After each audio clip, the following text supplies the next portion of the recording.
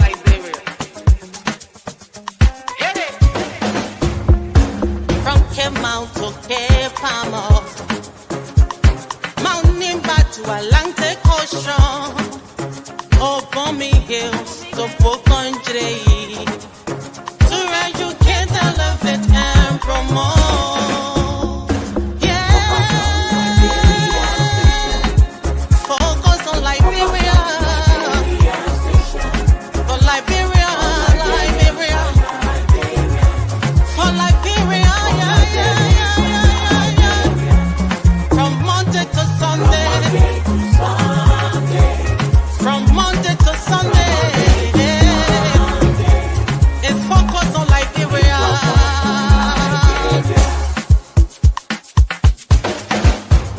Talk about home affairs. Hey. In diaspora. Current affairs. Reliable information. History. Ooh. Talking about culture. Politics. Education. Entertainment. Business. Sports. Advertisement. Articulation. Focus on Liberia. Focus on Liberia. Focus on Liberia. From Monday to Sunday. At Focus on Liberia, we discuss everything Liberia, from education to politics, arts and culture, entertainment, agriculture, history, religion, family, and technology. Focus on Liberia uncovers and showcases the best of Liberia and shows the world the truth about Liberia. We educate, elevate, and promote all things Liberia. We conduct interviews, panel discussions, debates, and more. Tune in to Focus on Liberia on Facebook and YouTube and be a part of the stories that make up the news. This is Focus on Liberia, and I am Dennis John. And I am Anthony Said, and a pleasant welcome to Focus on Liberia. Welcome and welcome to yet another edition. This one is going to be indeed fascinating. Let us admit somebody who is joining us. Okay, we will get to that person. And so, folks, we want to say welcome to this edition of our programs here at Focus on Liberia. So this topic is something that is entertaining, intellectual, and politically teasing. A viable political option for 2029. Others think that there is an appetite that is growing. There is a need, and people want to see something different. Some people believe that the Unity Party has been given significant time to deliver the goods for the people, and they have not. Some people also hold so strongly that the CDC also 6 years was enough time for them to actually demonstrate if at all pro-poor was what they were for, and they did not deliver. And so they want something different. Is it doable? Is it possible? Or is this just a wishful thinking? And how can that be possible? Well, the smart political minds are here. Let me welcome the man from the nation's capital, Jimmy Eastman. Jimmy, how are you? How are you doing? It's a pleasure being here, coming to you from Washington, D.C. I like this topic because it allows us to examine our options. Thank you so very much. Let us welcome Mr. Franklin K. Weiser, an advocate, longtime advocate for justice. Mr. Weiser is a supporter of Mr. Alexander Benedict Cummings. He has been on the road advocating that Mr. Cummings can deliver the goods. Mr. Weiser, welcome. How you doing? Thank you, Anthony. And let me say warm greetings to all of your panelists. It's a huge pleasure being a part of this discourse. Thank you for the invite. All right. Also here is Elvis Morris, a sympathizer, a supporter of President Weah. He have this very soft spot for the CDC. I don't know why. Welcome, Mr. Morris. How you doing? I'm doing great. Thank you for having me, Mr. Shield. And hello to the other panelists. All right. Well, Dr. George Y. Williams is an educationist. He is an educator, and he is a social and political commentator. Dad, as we always say, welcome. How you doing, sir? Thank you very much, Anthony. It's great to be here. The topic is pretty relevant for our times, and it's important that we begin to have these discussions. And I'm happy to be here, fellow panelists. You know, it's great to be here. Mr. Eastman, I'm still waiting for my invitation to connect. It's in the mail. Yeah, Mr. Freeman, Councilor Freeman, Elvis, and all of you wonderful people. It's great to be here. You know, looking forward to the conversation. That is always good to have you, and you know your perspective is very much valuable here. Whenever we are having this kind of serious national discussion. Another advocate joins the panel tonight, El Vani B. Mame. Welcome. It's good to have you. How you doing, sir? I'm doing very well, thank you. And I'm always excited to come and discuss Liberia and a way forward. So, and I want to say thank you and hi to all my panelists there. Happy evening to you all. Mr. Mami, could you turn your phone horizontally? Oh, fine. There we go. Turn it again to make it. It doesn't auto rotate the. Okay, it's not auto rotate. It's what it is doing. It's switching the image as well. Yeah, he has to activate the auto rotate before. Yeah. Okay. All right, we'll try to auto rotate. Yeah, Mr. Mame, you can work on that. Let me take it off the screen while you work on that. Okay. Well, he has already started throwing punches in this line of thinking. Anthony Wono Freeman holds so strongly that, look, CDC, Unity Party, they are brothers and sisters. We love them.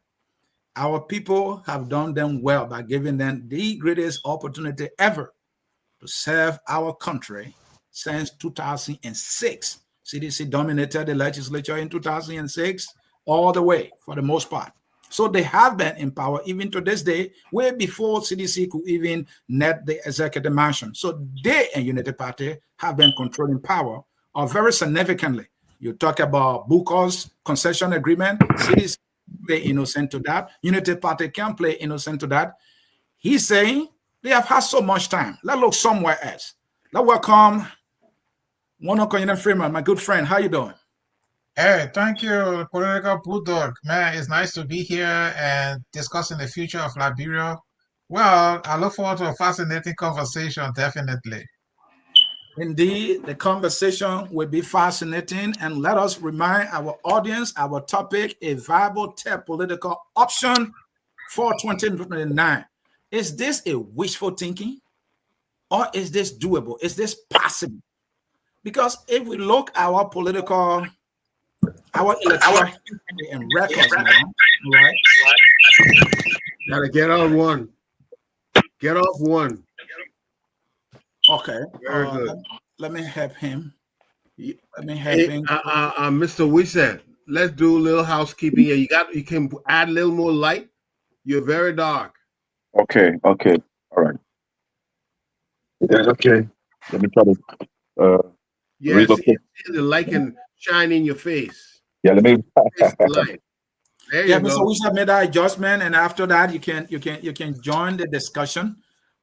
Indeed, this is going to be a fascinating discussion. And so we are here to talk about our country, Liberia. And I share the sympathy of others who think that, look, CDC and Unity Party have been given significant time to deliver, and they have not been up to the task. I share that sentiment so strongly. They are not the only Liberians. So we can look somewhere else. You know, I share that sentiment. And there's nothing wrong with it to give opportunity to others who might do better, for we cannot tell who's going to do the best that we want. And so let's discuss this thing. Mr. Wizard, it seems to be all is well at your end now, isn't it? Yes, it should be. As a matter of fact, when you know home where there are kids, you want to stay away from the noise. You want to stay away from all the distractions. So Okay. I've relocated. I'm better off now. All right, that is good. That is good.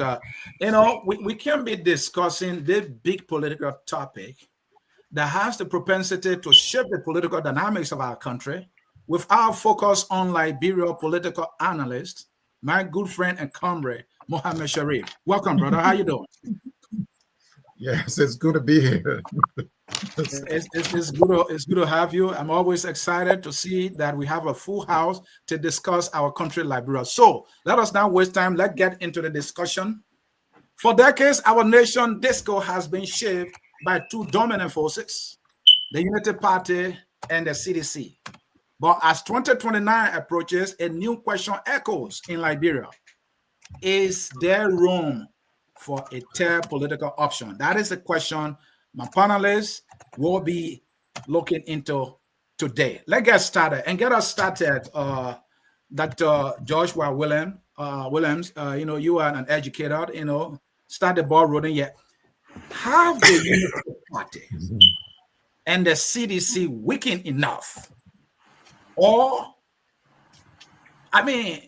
do they remain intact and not vulnerable to be broken for us to say, well, there might be room for a third options here?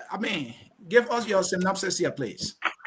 Well, globally, if you assess a lot of the political landscape, whether it's here in the US or other places, you will see that parties that have been tested invariably and arguably have fallen short of public expectations.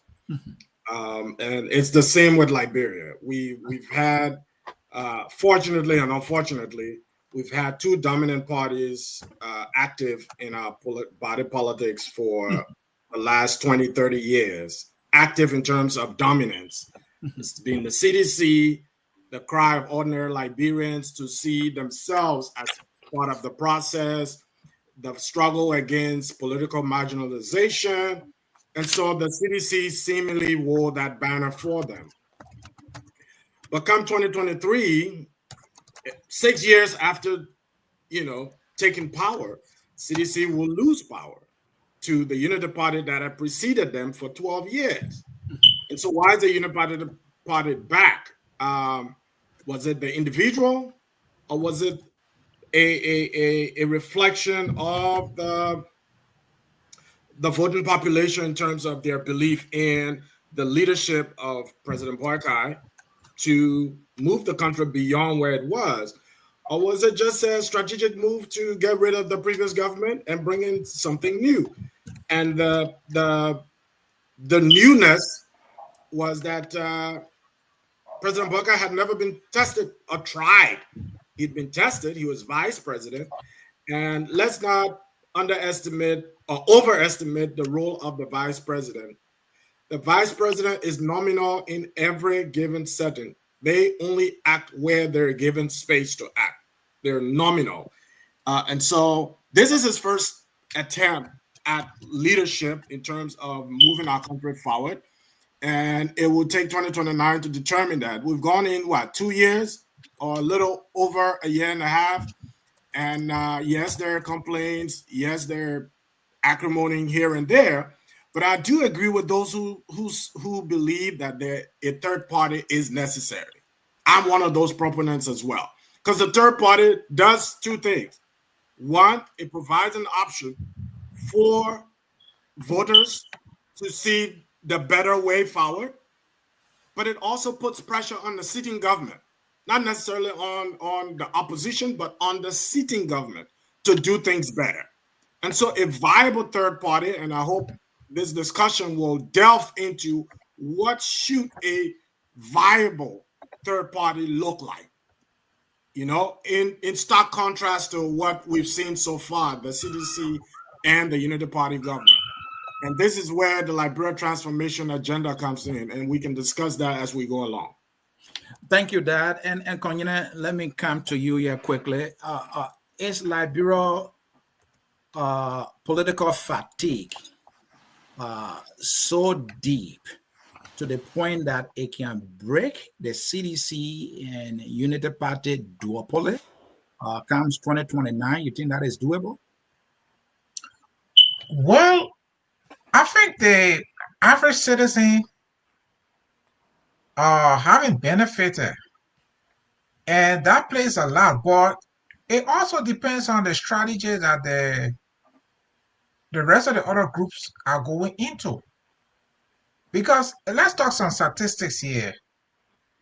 If I look at the average, the combined vote of CDC and UP, on average, they are around 70% of the vote.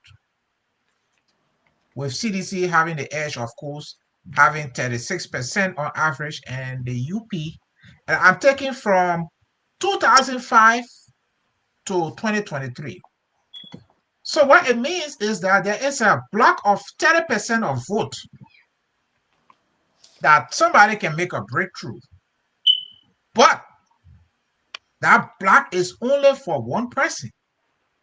If you have half a dozen person trying to split up the remaining 30% of the vote, or let's just say 35% of the vote to make a breakthrough, it will be a problem. So the people are suffering. There's a lot of cases that can be made against both CDC and Mr. Weah.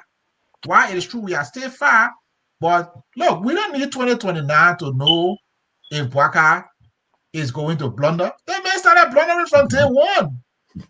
Bribery. He started his presidency with multiple instances of bribery.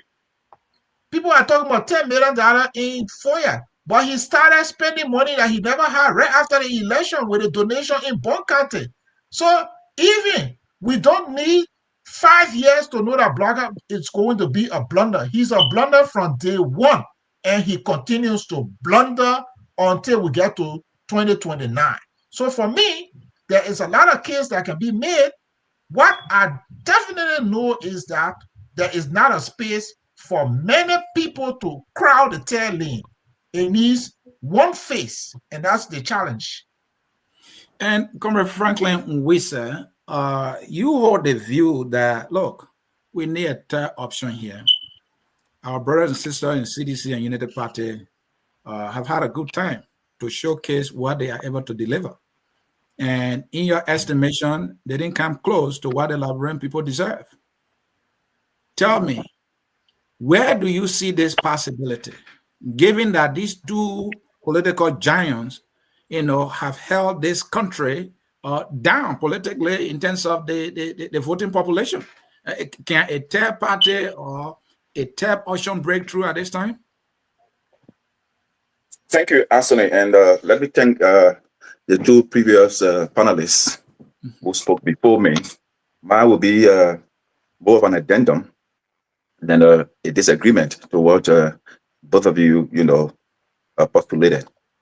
You see, look, for me, I am a Liberian who often ponder over why our country, being the oldest republic, endowed with so much resources, with a population of barely 6 million, will have our children struggle to enter school. We have very poor health facility. Our education system is nothing to write home about. We eat rice as our staple food. We can't even produce rice. And the list goes on. You see, what we are about to discuss, for me, should not be a question of who is the winnable candidate or who do you think will win election, by 2029.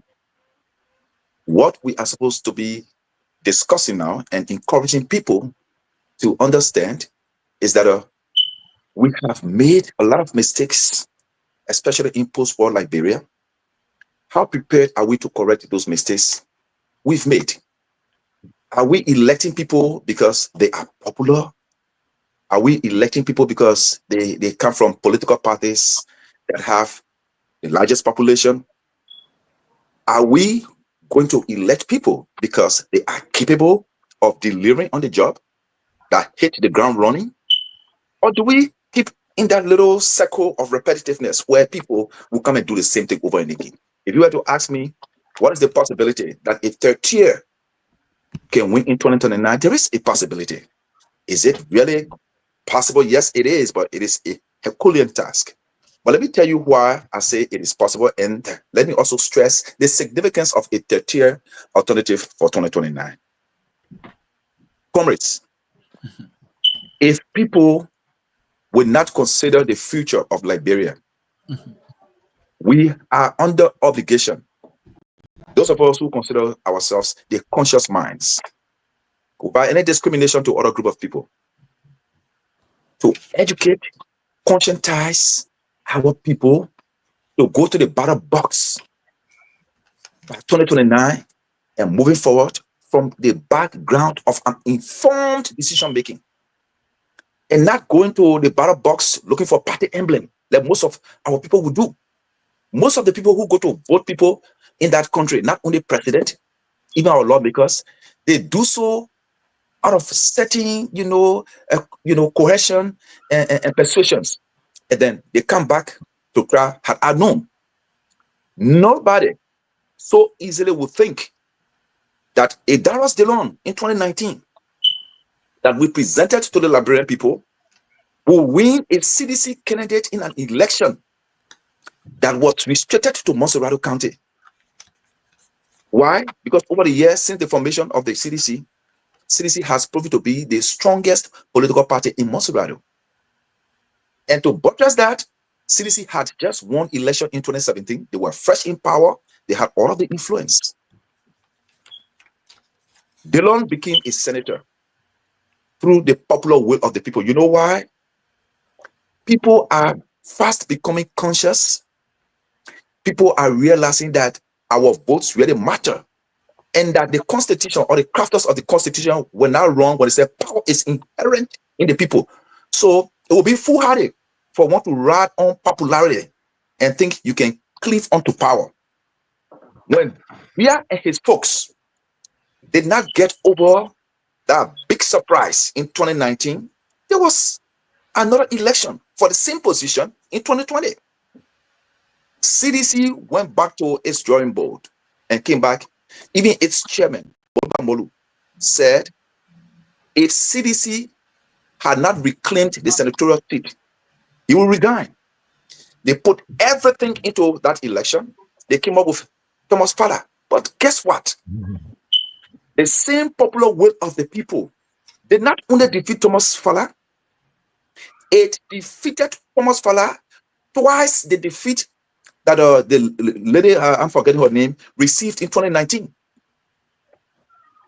When people are becoming conscious, this is what happened. You find people gravitating to betterment. You find people gravitating to improvement. It might be gradual, but it is possible. Let me stress the significance of why we should come have back to you. We'll come back to you. We have a full house. We'll come back to you. Thank you. Morris got off the screen. Okay. Well, Comrade Mohammed Sharif, I want you to take this from the perspective of an advocate, somebody who trying to provide consciousness to our people, telling them, look, you have been voting, you have not been served well. I want to know from you, is it possible a message to the people that let's find a third option that may be better? Is that message something that is receivable and that people are able to add on for us to have that possibility? Do you see it? Yeah, thank you, Comrade Anthony. Yeah, they will hear you. They will hear the message, but will this message appeal to them? Is the question. Last night, we were talking about how degraded the minds of the people have been. over decades, you can argue century of political manipulation by the oligarchs. It doesn't matter which oligarchs. Now we have a new oligarch or oligarchy that is engaged in, a campaign of undereducation, miseducation, misinformation, tyranny. All these different things are messing up the minds of the poor masses of the Liberian people. Look, back in 1878, when Anthony W. Gardner defeated James Spriggs Payne, this was the beginning of one-party political dominance in the Liberian political arena. So we've seen these before, but it didn't start that way. And that is why I'm curious, because when people keep saying that multi-party system was introduced, after 1980 coup, no, there was something. There was Demarcus. Look, they weren't perfect, but these guys, you want to call them founders, fine.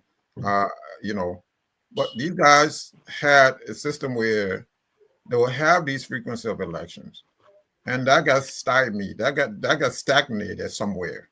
And we all know where. I don't want to go into that now. We have a full house. But, you can look back, and this is where these things started. So now we are into a new era where you have the dominance of two-party. So we are in an effective two-party state right now. So the third lane of which your question speaks directly, it's possible. It's possible they will hear you talk about, Yawan Gonglo, for example, this other person, that other person.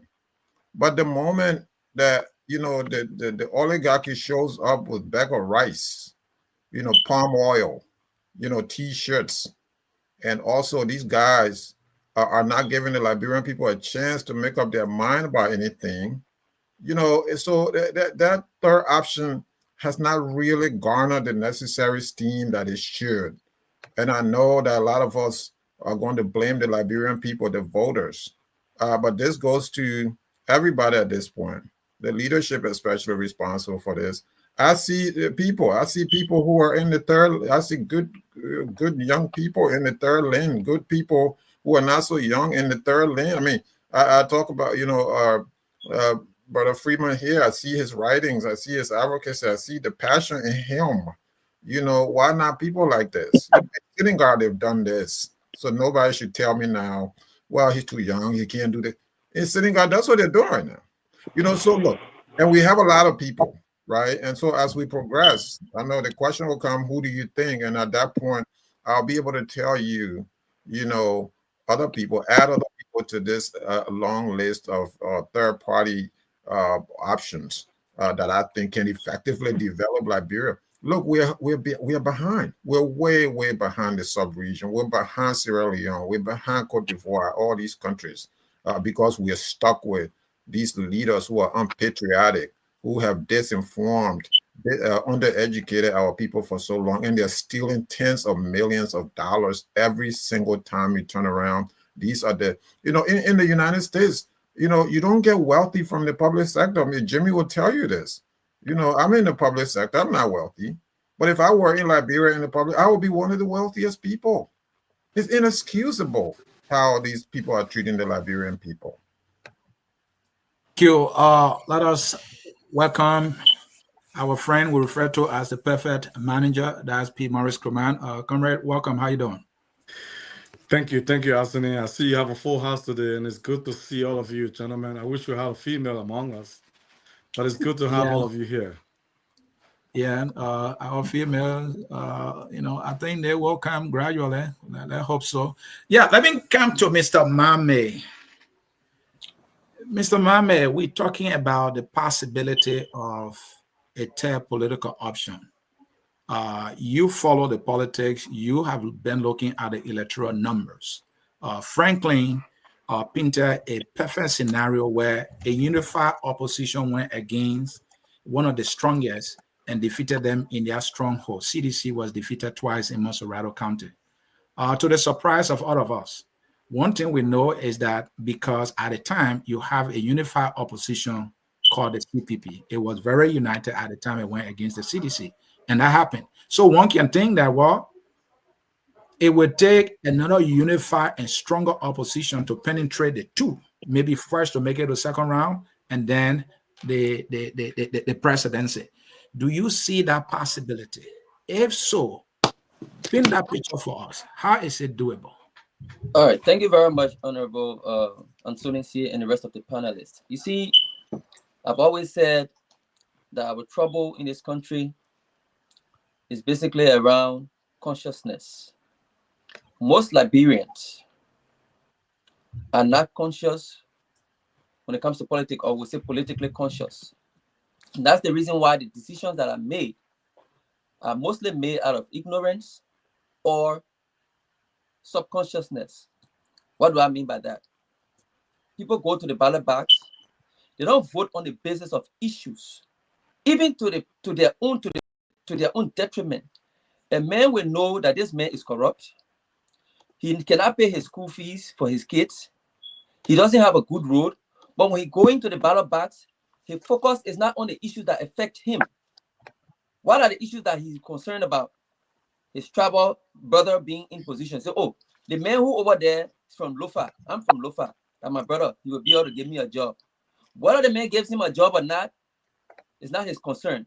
He will only vote for that man on the basis that he has a connection to that man with the hope that a Lofian being in power will be able to help. I'm just using Lofa as an example. I'm not against any Lofian getting job. But you should consider the factors that inform their decision to go to the ballot box. So what we should be doing as conscious-minded Liberians is to make sure this campaign about a third party needed to have started maybe 3, 4, 5 years ago. The example that my brother said about Darius Dillon campaign started long before that election was held. It was a sustained campaign by Darius Dillon, consistent. So if we indeed believe, because I believe it's possible, but what are the probabilities? First of all, you need to have a structure, like you had a CPP. You have to have a charismatic leader who will be pushing the argument. You will have to have followers and people, surrogates, like some of us, who will come and go in communities and espouse these views about small government, about reducing the legislative pay, about getting digitizing our system. Because everything that is happening now is, let me give you an example and be short.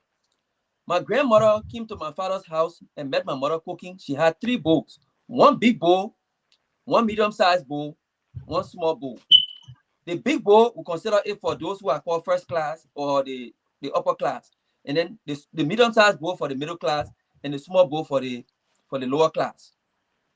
My mother used to cook and put my father food in a big bowl, the biggest bowl possible. And we only used to cook 5 cups of rice. This 5 cups of rice we used to be measured every month. When the body bag already, we split it into 5 cups. So when they cook that rice, we're considering that a budget. I just want to be simplistic. That budget we have as a Liberian national budget is like the 5 cups of rice. The 5 cups of rice not increasing. The 3 bowls are there. One is big, one is medium-sized, one is small. The small ones for the small people, the medium-sized, the ordinary people. When they cook the rice, they would put enough in my father's bowl to fill it up. By the time they fill that bowl up, the rice that they left, 2.5 cups already gone. Balance 2.5 cups left for 5 more people to share. What my mother would do is to put the little remaining one in the medium-sized bowl and the small children will not eat enough. The idea they had then was when the big man fought and the small down, the small children not able to lift him up. But when the small children fought down, the big man will lift him up. So my grandmother came. When my grandmother came, she said, when they all cook the food, I give to me to share it because we used to complain. So my grandmother would she would take the food out and get the small food first. The small bowl, she would fill it up first. If anything is left, she put it in the big bowl. When my father come, he would meet half bowl. And my grandmother would tell him, the children eating their food, tomorrow they don't want to take care of you. The children who eating their food, it will help to develop their brain. There were no statistical fact to back the fact that the man who will fall down. I mean, I'm just saying this to be simplistic. Liberia has a budget problem. All of the big bowl I mentioned is the legislature, the executive branch, and few people, the 1%, they have this big bowl and they keep increasing the bowl. Every time there's a budget, the budget increased by maybe 200 million, the legislature will go and sit down and find a way to expand their salary, say, oh, our legislative staff need to increase their salary and this and that. That's how the bottom bowl will continue to reduce to the point where Liberia will remain in degradation. So let me go to answer your question. This party option is a very good idea, and I already had this idea maybe 10 years ago. But if you have CDC with a George Weah in this election, this coming election, the possibility or the probability is very slim. The reason is because this game is a number game. If you can't get George Weah out of this metric, this equation will always be imbalanced. When George Weah go to an election, people have been gravitating to George Weah for more than 10, 15, 20 years. It will be difficult for you to extract them from that George Weah's mentality. So it makes it difficult. Look at what happened the other day when George Weah surfaced. So I'm saying it's a good idea, it's achievable, but with the variable at play and with the inability of the opposition to unite as united with the CPP, until we can do that, and George Weah in this particular dispensation, my brother, we will work our whatever off, and when 2029 comes, that may go to the second round, people will start dishing money to George Weah, and the person who they will see in the second round with the higher number so that they can be able to get jobs and alleviate themselves from poverty. But like you said, like we all agree, this third party option, I even have an entire document that I put together. It's called the TOM movement, TOM, third option movement. And we have a manifesto and an agenda. The things that we need to change, the fundamental changes that we need to make in this country to be able to give power to an individual. And it does not have to be a political scalawag, somebody masquerading as a non-sedition or as non-European to come and convince us. No, we need conscious-minded people to put themselves around a unified idea, draw up a document that we all can subscribe to and fight for it, and find somebody who will come and fill that gap, who will be competent enough to lead this country into transformation.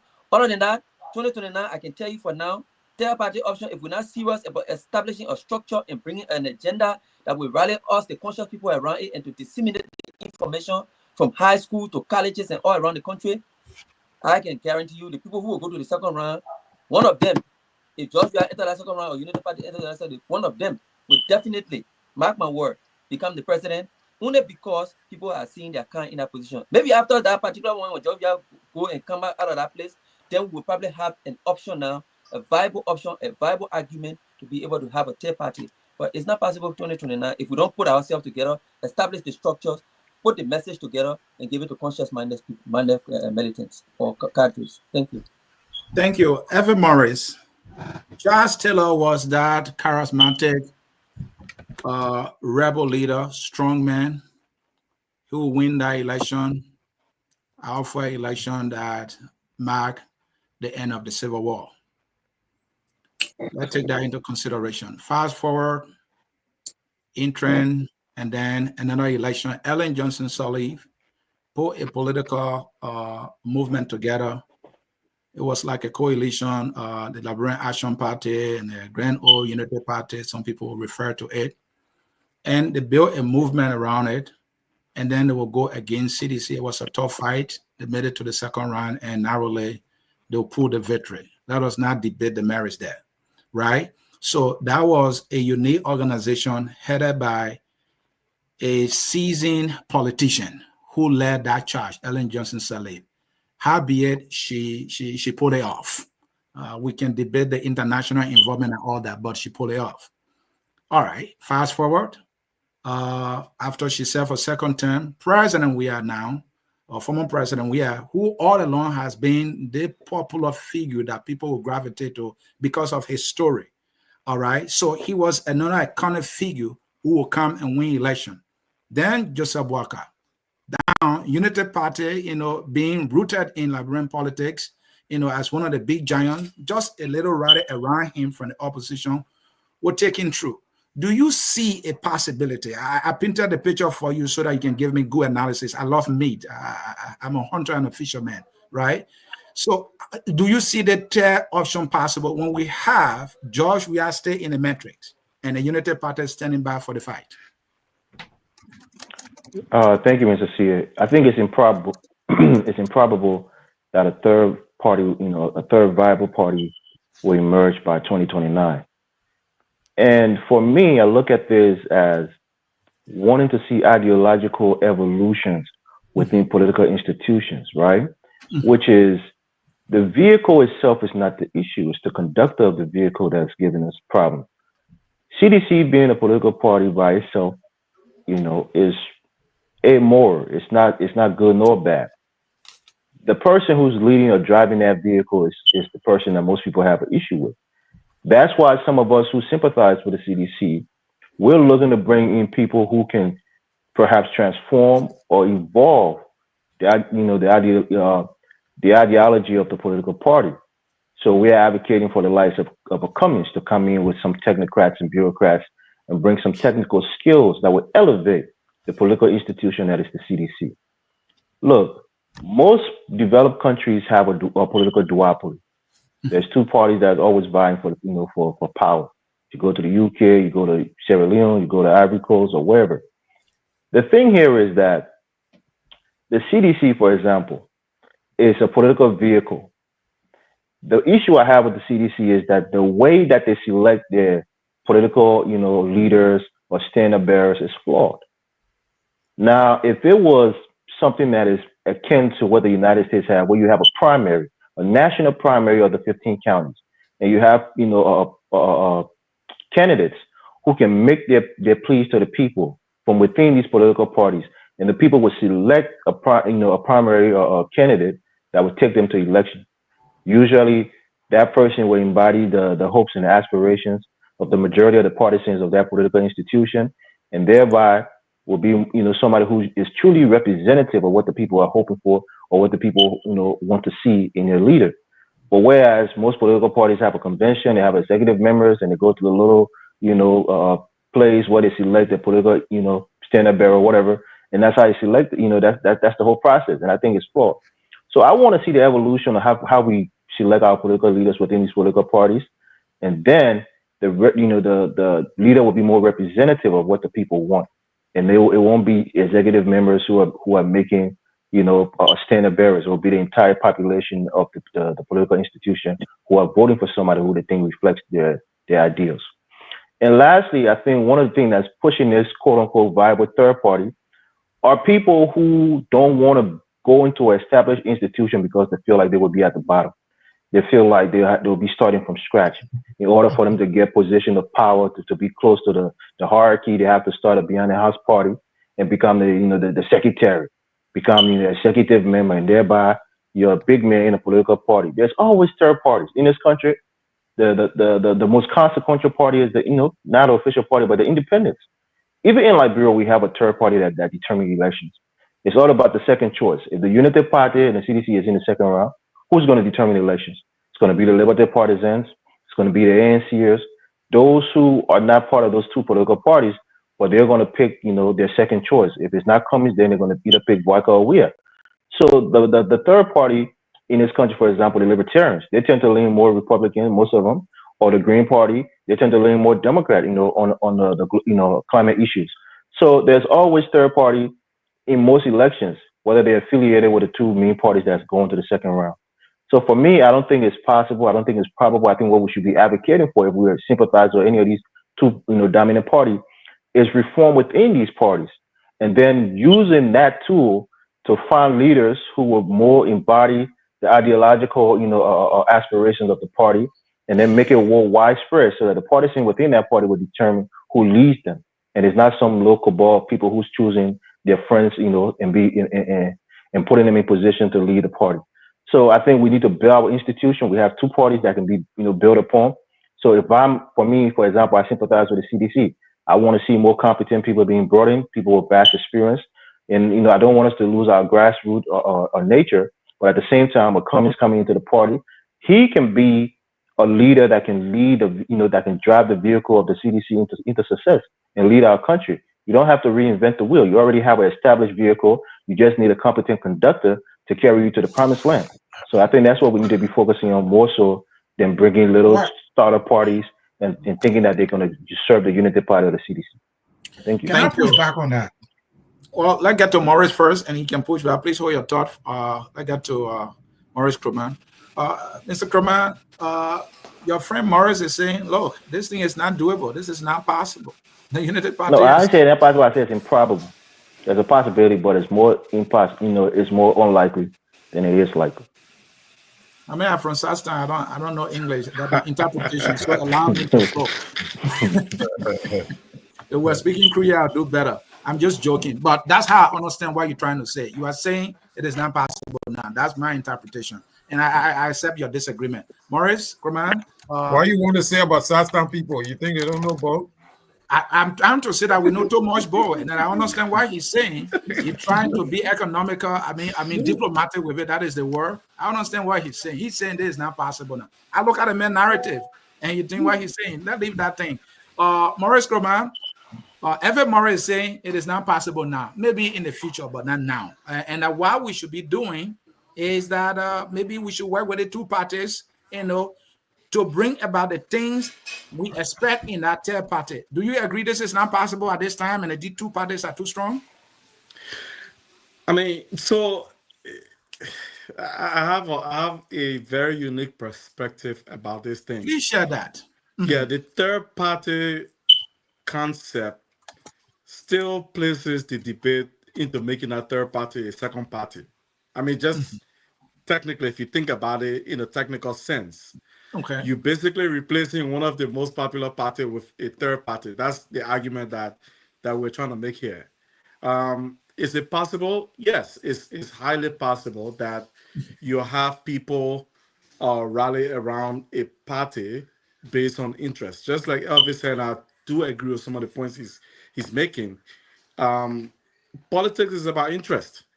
If I join CDC or Unity Party and I have to start at the bottom, but I do believe in myself that I have qualities that are unique, that I can contribute, that will put me at the top, then maybe likely I can join a third party and contribute and put all the energy and time into it, bring all my technical skills to that political party and give them some sort of relevance.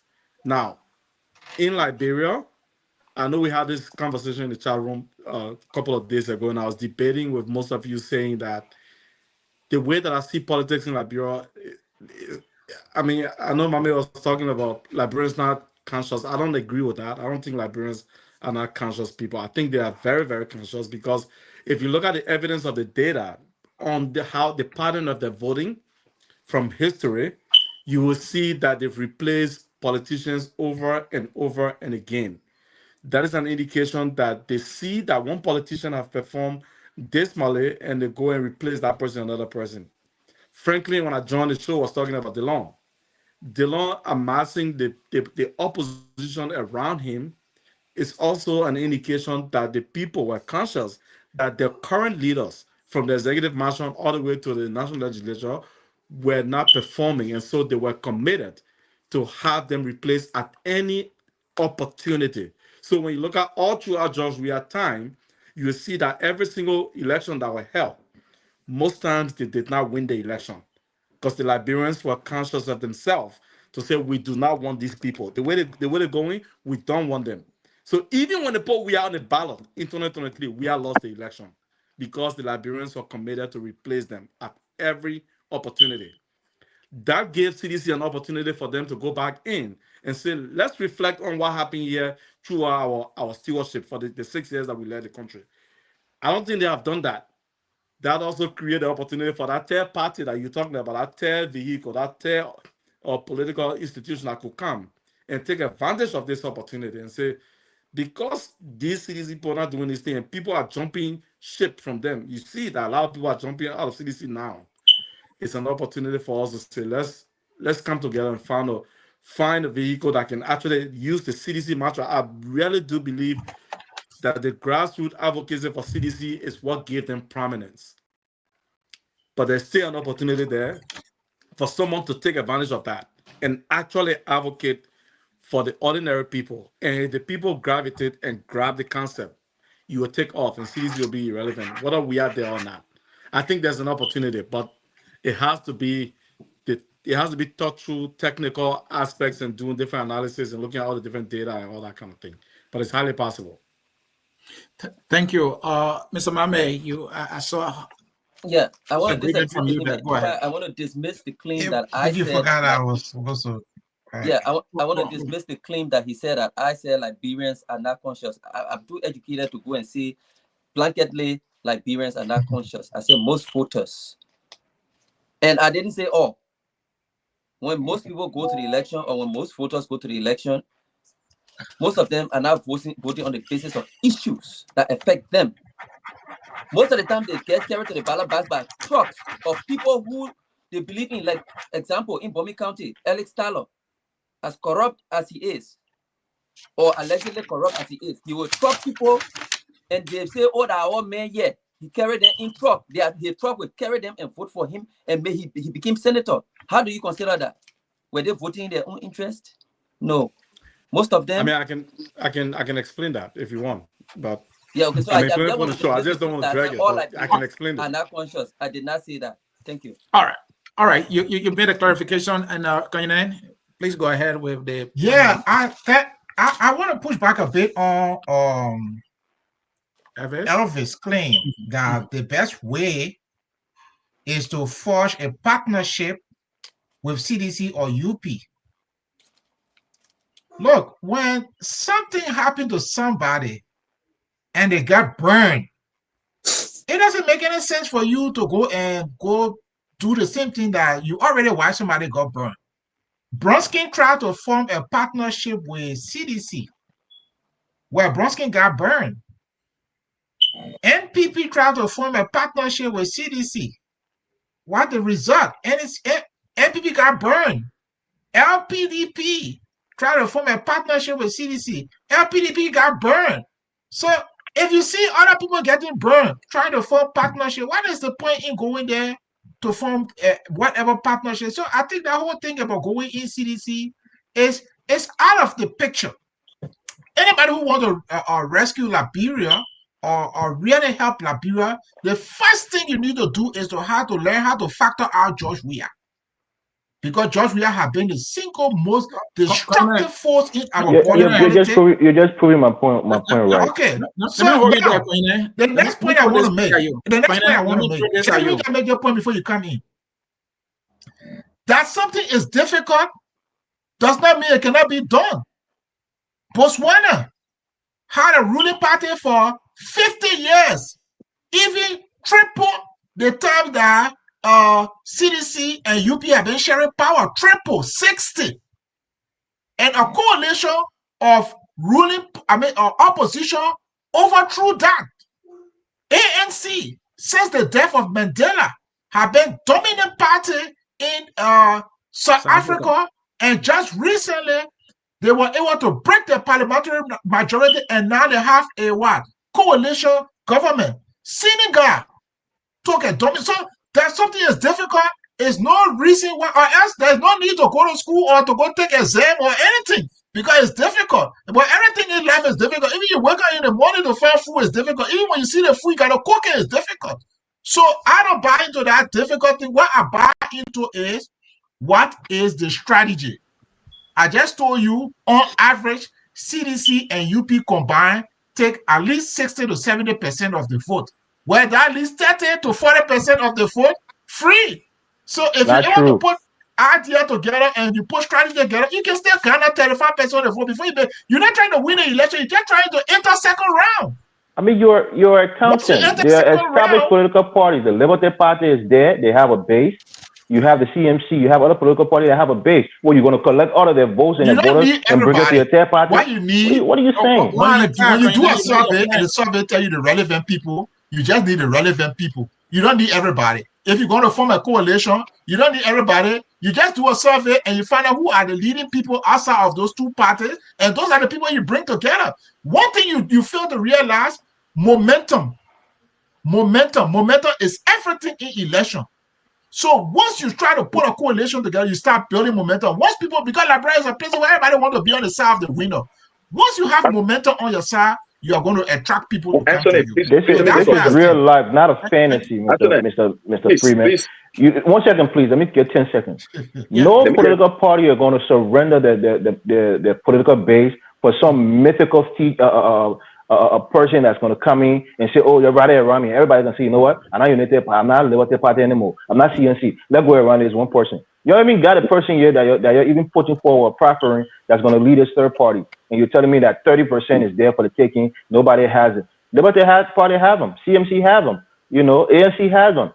So don't think that this 30% is just sitting there waiting for you to go take it. You have to collaborate. You have to get in an established vehicle and help drive that vehicle to success. That's the best path. Yeah, go ahead, Franklin. Thank you. You know, Elvis and the other brother who spoke before him, and almost everyone is making a very salient point. Here is what I am trying to, there's the picture I'm trying to depict. You see, United Party, CDC, they have good people in those parties. There is this saying that what is generally true about a whole is not necessarily true about each taken separately. That is the fallacy of division. When they say one, egg spoils the whole basket, it doesn't mean all of the eggs in the basket, are spoiled. But the people, the heads of those institutions have been tested and they've proven to have failed the expectations of the people. I would say CDC, that's what I would say. Maybe let's say take Joshua and Becca. They are twin evils from the same corrupt womb.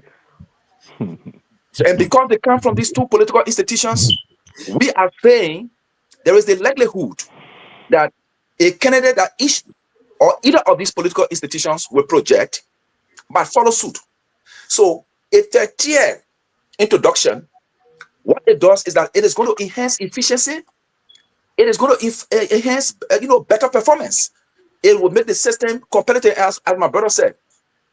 It being a difficult exercise does not make it impossible. And that is why people like us, including even my brother who supports the CDC, are under obligation to further conscientize our people. And there is this renaissance of consciousness that is sweeping across the country. It may not be all Liberians that are conscious, but most Liberians are fast becoming conscious. And if we can make the case, people will buy into that. They will say, "Well, we've tried Weka, we've tried Wea, they failed. Why don't we look into the other, group and make a choice and rally behind that person and see what happens?" There isn't any assurance that that person will do better, but there is a likelihood that that person will do better. If the person doesn't do better, we continue to change people until we get the right leader that will place our country on the right trajectory. We are too old, too rich, and too small in population to be having the kind of a leadership that our people have suffered over the years. It is about time that we speak to our people and they will listen, because they are feeling the pinch of bad governance. Thank you, Anthony.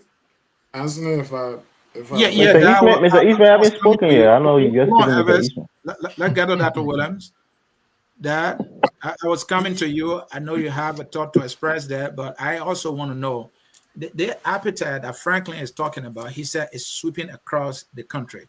That, everybody getting the feel of it. Maybe we should look somewhere. So it must be nurtured. It must be exploited. It must be communicated. It must have maybe an arrowhead. You have to put structure around it. Do you see that possibility, for it to happen, and who's going to lead it? Because maybe time is running fast enough, and I don't think there got to be some leadership around it, isn't it? Anthony, of course, leadership is needed in every place, but there's also something called collective leadership. Okay. I am one of those, and Franklin and my man, I totally am on board with you guys. You guys are singing the song of Liberia Transformation Agenda. We think collective leadership at this point, Liberians need to take charge. And the way to take charge is to have a clear understanding of where you want to see your country and what kind of leadership you want to see. Do we want a public sector driven economy or a private sector driven economy? Do we want the level of bureaucracy that we have today, or do we want something smaller so that whatever is saved goes into the private sector? You don't hear this coming from regular, normal politicians, from the from the legislature to the political parties, even the new ones, they have no innovation, no vision, no ideology that distinguishes them from the old ones they're going up against. And so I totally agree. I think Liberians, hey, let's get out of this mindset of always having to pin our progress on an individual. I hear people talk about Alex Cummings. How in heavens is a country of over 5 million people dependent on one man to make the change for them? It makes absolutely no sense. What's going on with us? Each and every one of us around this table. What about our leadership? What can we do to make it better? Why do we have to wait for an Alex Cummings to transcend the seat before Liberia transforms? What happens to us? What happens to our abilities to message? Someone, I think it was Franklin, who mentioned the Dylan case. Dylan is a great case study. It's a great case study.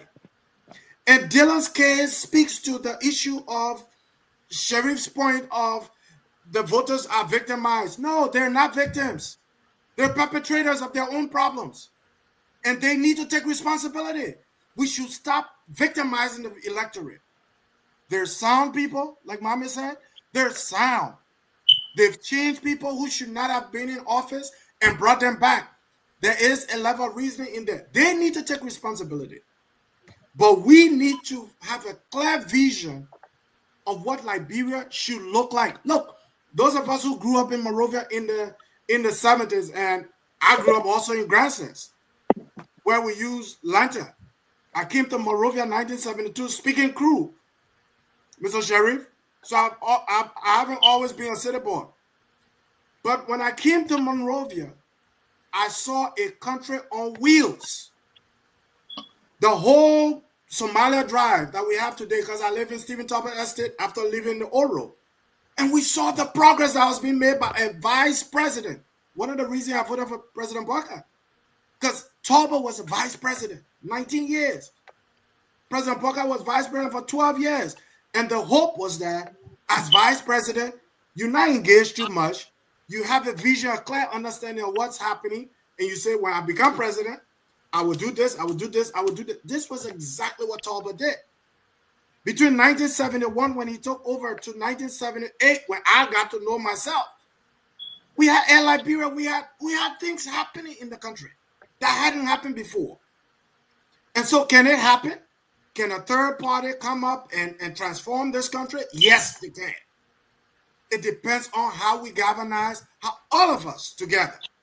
Thank Whether you, it's NTR, Mame United, Franklin Wizard, Consortium, we all can get together and package a message that can help our people see things differently. It is possible. Not with Liberians. It's not possible. We're all Liberians. Mr. If Sherry, Dylan can do it, why can't we? Mr. If Dylan Sherry, did it, why can't we? Mr. Sherry, we all know we have it now in our electoral record that a grassroots political movement headed by an iconic superstar, George Weah, got defeated. Let's put it in perspective how that happened. From the day George Weah took office, he was being bombarded by advocates and the opposition from day one. It's like 2 years have gone. I don't see that level of consistent and relentless advocacy against the Unity Party. That's one. And now we are talking about a third option that will penetrate or break through the two giants. And it has not started yet. 2 years have already gone.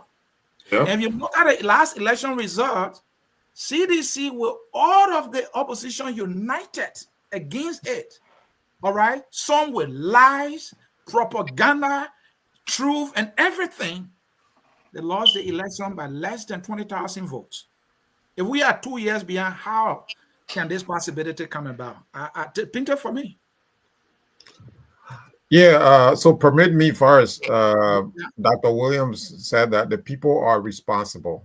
You know, this argument is a strong argument. You know, we've talked about this ad nauseum, but how can you put the entire blame on the people that have been perpetually miseducated, a people that have been misinformed, a people whose bellies have been controlled by the new elite, by the new oligarchs, a people whose minds have been controlled by the new oligarchs. These new oligarchy, they know the playbook of the past 100 years, the past 60, 70 years. They've studied. These guys aren't stupid. Black guys in this group aren't stupid. They study the 50s. They study what Tubman did to the people to be able to control them, where the executive mansion was the venue for people, even disputes between husband and wife. He knew everything with the PRO system. He knew what was going on in your homes. So therefore, these guys are borrowing a page from the dictatorial and tyrannical system that have reigned over the Liberian nation state for a long time. How can we as intellectuals then blame the poor and wretched masses who've been left behind? When is the time now? I implore you to be my leader. You are employed. We voted for you. When are you going to step up to build a system? It doesn't matter. It can be you, Anthony, myself, Elvis, from everybody on this forum. It can be any one of us.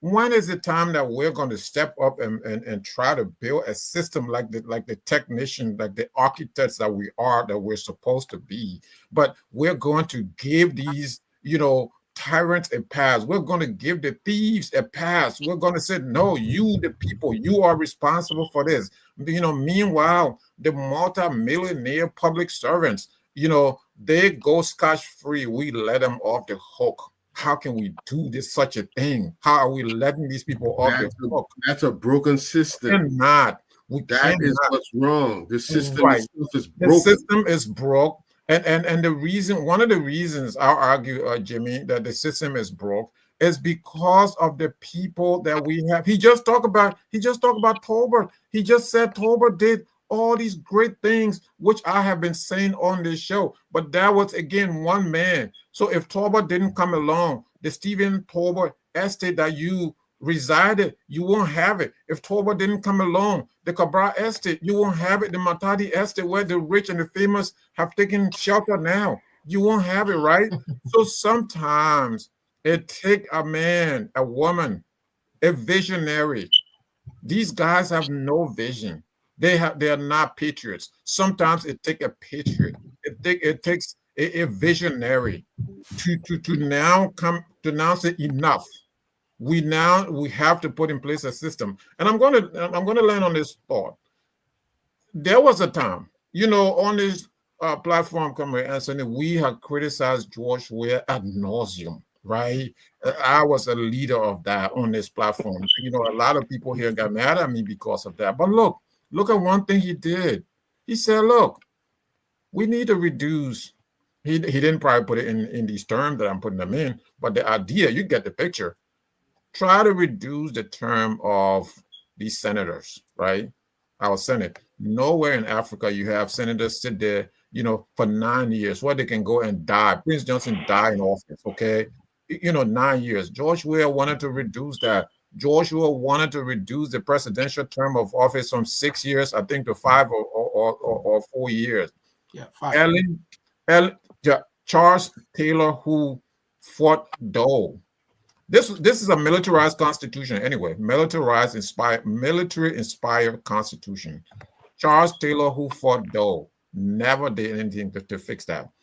Ellen Johnson Sirleaf, who fought Dole, never did anything to fix that. George Weah came along and said, let's fix this. And it was a small step. And you know what the opposition said? Cummings and others, they said, no, we're going to campaign against it. They did. Mr. Cummings did. Let him come here and answer the question to you, Anthony. You have his contact. Call him up here and let him answer the question. Why did you campaign against the reduction of presidential terms? You know why I'm always going back to that point?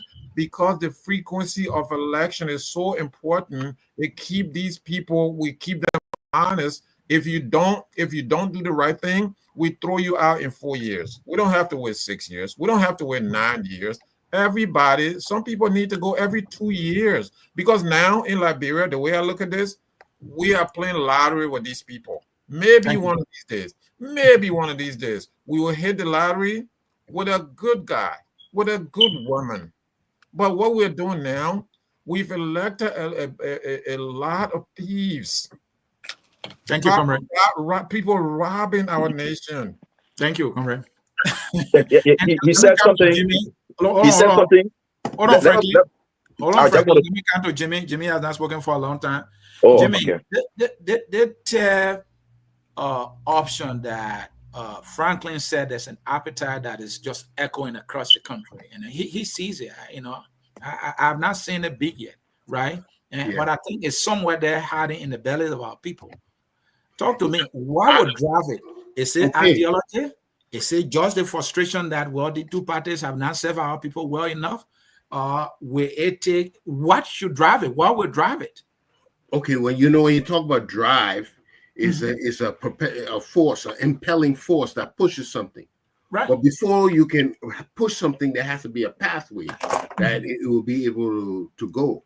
Yeah, it should be in a vehicle, right? It could be a road, or it could be it can be in the air, but there has to be something, a way for it to go, a place for it to move. Now, what we have seen, that they have left, our current politicians and leaders have left the door open. You see, all our leaders have been disaffected by something called megalomania. This, the trappings of power. You find them ensnared by the luxuries and privileges of leadership, and they tend to grow an ego, develop this hubris that leads to their downfall in the end. So the reason there is a possibility, because they've left the door open. But instead of, I agree with Williams. Tolbert, somebody gave a good example of Tolbert. Tolbert wasn't duly elected. He was almost handpicked by the Truth Party in there, and they had this way of getting people to power, but the people didn't really vote for her. We were chanced to have that he had studied under Tubman, and he himself was a student of economics, and he wanted to see some changes in this country. We can't wait for that. I totally agree that we need a consensus amongst ourselves. What must we have, no matter who is in power, no matter who goes there? What are the essential things that we have to build a coalition around, no matter who? It could be any party, but these things must be in. Somebody cited these long terms. They don't afford us accountability. By you being one senator being in there 9 years, he got 9 years to do what he pleases. That is way too long. The salaries we talk about is exorbitant. Somebody put it in a budget. They take 2/3 of the budget and leave 1/3 for the rest of the country. 1/3. This has to happen. So if we don't hear a candidate or a group advocating that this distribution has to stop, it has to stop. We will have to coalesce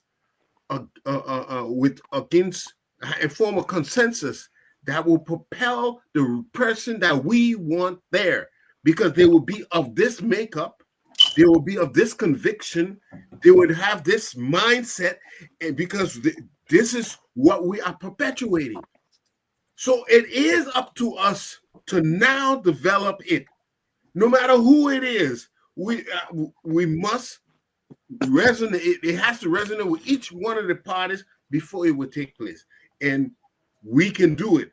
But how do we do it? We start sharing our responsibility amongst all. Say, listen, you can. I think Konyene is doing something like that now. You can run for president, but we want to make sure if you're running for president, you're going to advocate this because this has to stop. Our country is bleeding. Our children are not going to school, no health care, and people talking about buying cars for their staff. Okay? So that is what it's going to require, a consensus amongst us before it would change. Jimmy, thank you. Hold on, gentlemen. I'll bring in Dennis, who will take over from me right now. We are collaborating. We're not a collaborating political parties. But Yeah, I just thought to strike a point, please. Yeah. So whoever is taking over should just allow me. Let me just strike a point that my land comrade made when he said, "Am I recognized?" You gotta mute Mr. Jai. I think he had an ANC convention. Yeah. Hello, gentlemen. Sir. Yes, I was looking for Franklin. I don't know why he's not here. Yeah, But, yeah. just to let you know, I'm at the ANC, that's the Alternative National Congress, their convention. The place is still empty. It should have started 7 o'clock. But again, the bulk of Liberian time has bitten us again. And so I'm here. Hopefully, according to them, the election has just been over. It should have been over by 2, but it got over by 6. So they're going home, getting prepared to come here. But the place is elegant, and but it's empty, as you can see. I have a question, Mr. Jai. Who won the chairmanship for ANC Diaspora? No, I mean, I don't know yet. I wanted to be told, but I used inconsequential today, and people took issue with it. But I don't think the problem of ANC should be about chairmanship. I don't know why they wasted so much time trying to do that. But no, up to now, I don't know. I'll be finding out right after I get off the line. Yeah. Okay, somebody was on the floor. Yeah. Information reaching me is that George won. But we have to verify that. But that's the information just reached me. Someone just texted me. Okay. Yeah. So all right. So I just wanted to provide a little clarity to what my brother said about Cummings refusing presidential and senatorial tenures be reduced. First of all, for the record, let me state I can't remember when he did that. Even if he did, our problem in our country is not how long people stay in tenure positions. It is the integrity with which they serve. And then how much of our national cake is apportioned to each of the relevant sectors. Like you said, for an example, if 2/3 of our budget would just benefit a handful of people, and the entire country has to rely on 1/3 of the budget, that is the problem. That is why our agencies, all of our sectors are undermined because they are not budgetarily, supported and what have you. It is not how long people stay in office. So what I wanted to say about that particular thing, what I want to say about that, please let me just lay my thought on this one, is that we need to hold our people accountable for the service they provide. How can you have let's say 2/3 of your national budget going to recurring expenditure, pay down salaries, and blah, blah, blah, blah, blah? It tells you that you have a group of people who only come to public service to inflate their pockets. They don't come to serve the people. It is just to drive the agenda of self-aggrandizement. That is why we need to look for leaders who are not only capable, but leaders who come to the fray with integrity. With integrity, it is very important. I know when some of us say it, we are not saints, but these are the people we want to lead us. Okay, so the issue of somebody coming from a little known political party or a mushroom political party, being head of state or being elected president. It's not impossible. It might be far-fetched, but it is workable. It is workable because all of us are present to the simple bread and butter issues in our country. Money in the wallet or money in the pocket. Our people cannot even go to the marketplace. A civil servant, before he buys a bag of rice, he has to think, rethink, and think, rethink. Because by the time he buys a bag of rice, he's left with nothing.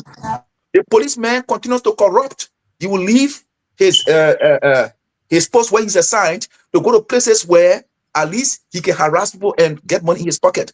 People allow drugs to be smuggled into our country because those who have many our borders are susceptible to any form of manipulation because they are underpaid. These are the core issues. When Cummings said he can increase the budget to $1 billion in a year, people made mockery of it and laughed. But you know what? Cummings, having served in the corporate sector where profit maximization is a core objective, knows how to grow the economy because he's an economist. He knows what to do to make that happen. When you rely on only internal revenue to grow your country's budget, it means you don't understand the job and you cannot perform. So let us look for people who have the capability. Are you advocating for Cummings to lead a third party? That's not what I'm saying. That's not what I'm saying. Thank you. That's not what I'm saying.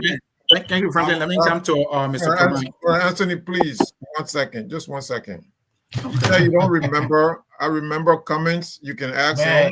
Man, no dialogue, man. No dialogue. No, I said even if he says so, I personally disagree. No dialogue. No dialogue. Even if he says so, I personally disagree. That's what I'm saying. I can't remember he said it. I give Comrade Sherry the 30 seconds he asked for. Go ahead, Comrade. Mr. Cummings was chairman of the CPP, and that is a fact. During that time, this constitutional amendment came on the floor. The problem is a lot of us don't follow these events. I do. The reports are out there. Mr. Cummings opposed it. They opposed it as an opposition. They claimed that George Weah was trying to extend his presidency. Somehow, foolishly, they thought that way and rejected, asked their supporters to reject this amendment. And then lastly, you said it doesn't matter how long. So, okay, you mean to tell me somebody can sit there for 10 years, 20 years as president, it doesn't matter? It does matter. The frequency of election matters. Because if you mess up, then we can throw you out. This is why in the great United States, presidential term is every 4 years, and you have a term limit on president, 2 terms. Senators are 4 years, 6, I think 4 or 5 years, 4 years. Representatives, members of the House of Representatives, every 2 years, right? So this is the great United States that we emulate, and this is what we do. When we go back there, we do our own things. We allow senators to sit there for 9 years for what? For doing what? For stealing our money? For robbing? Let's keep that debate for another time. The people who you say are the victims, they rejected that provision. They rejected it, that ballot initiative. Let us leave that debate for another time because let's leave it for another time. I gave others a chance to participate. A good point there. I'm enjoying the debate. Let me come to Maurice. Maurice, people share the idea that, or the belief that the voters are highly responsible, and Comrade Mohammed Sharif, he disagreed. He said, look, howbeit they have elected the people and the people are supposed to serve them. And if the people don't serve them, you can't put it on the people. Where do you stand on this idea? I'm asking this question because the third party thing we're talking about, the people are going to make that decision. Do you agree or disagree with him? So I believe that our leaders are a mirror image of the population of the country. Okay. Right? So the microcosm of the society. So if you see the culture that exists in the leadership, similar culture is likely existing within the community. Right? So if you take, for example, and this is just so we get a bigger perspective about this. If you take all of the people that are in government right now, executive, legislature,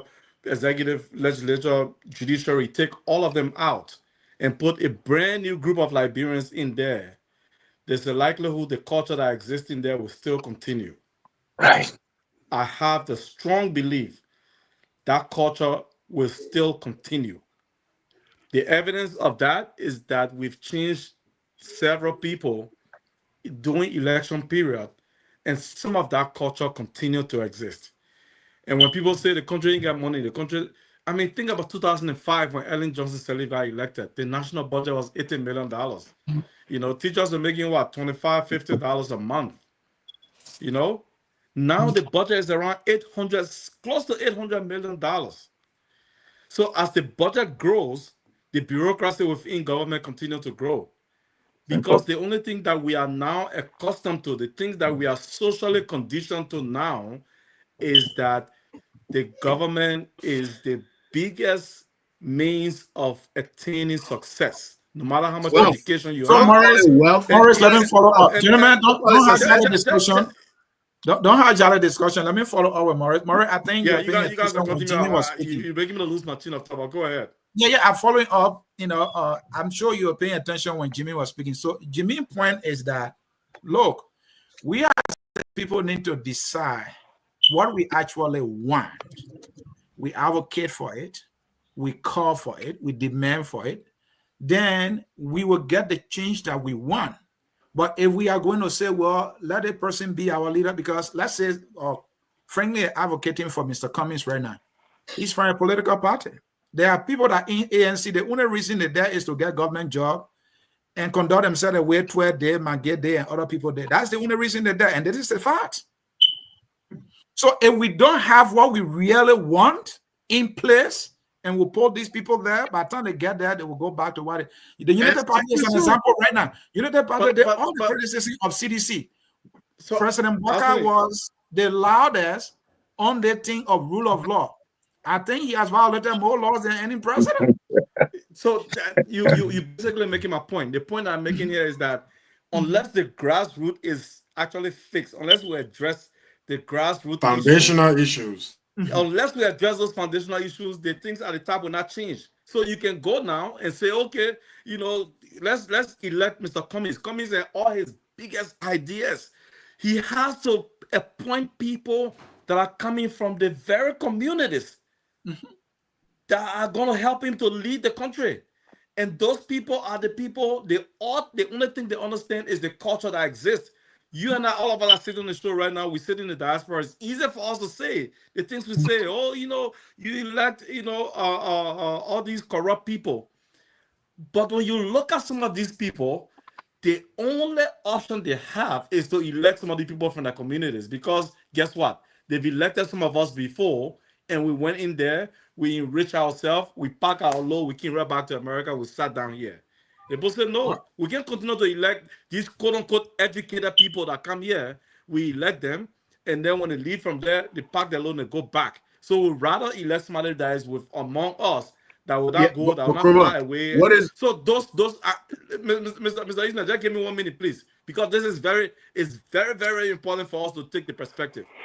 The way, for example, the recent Fatima confirmation hearing, I've seen a lot of social media comments about diaspora people. You see how unqualified they are when they come. Then they come, they enrich themselves, and they go back to America.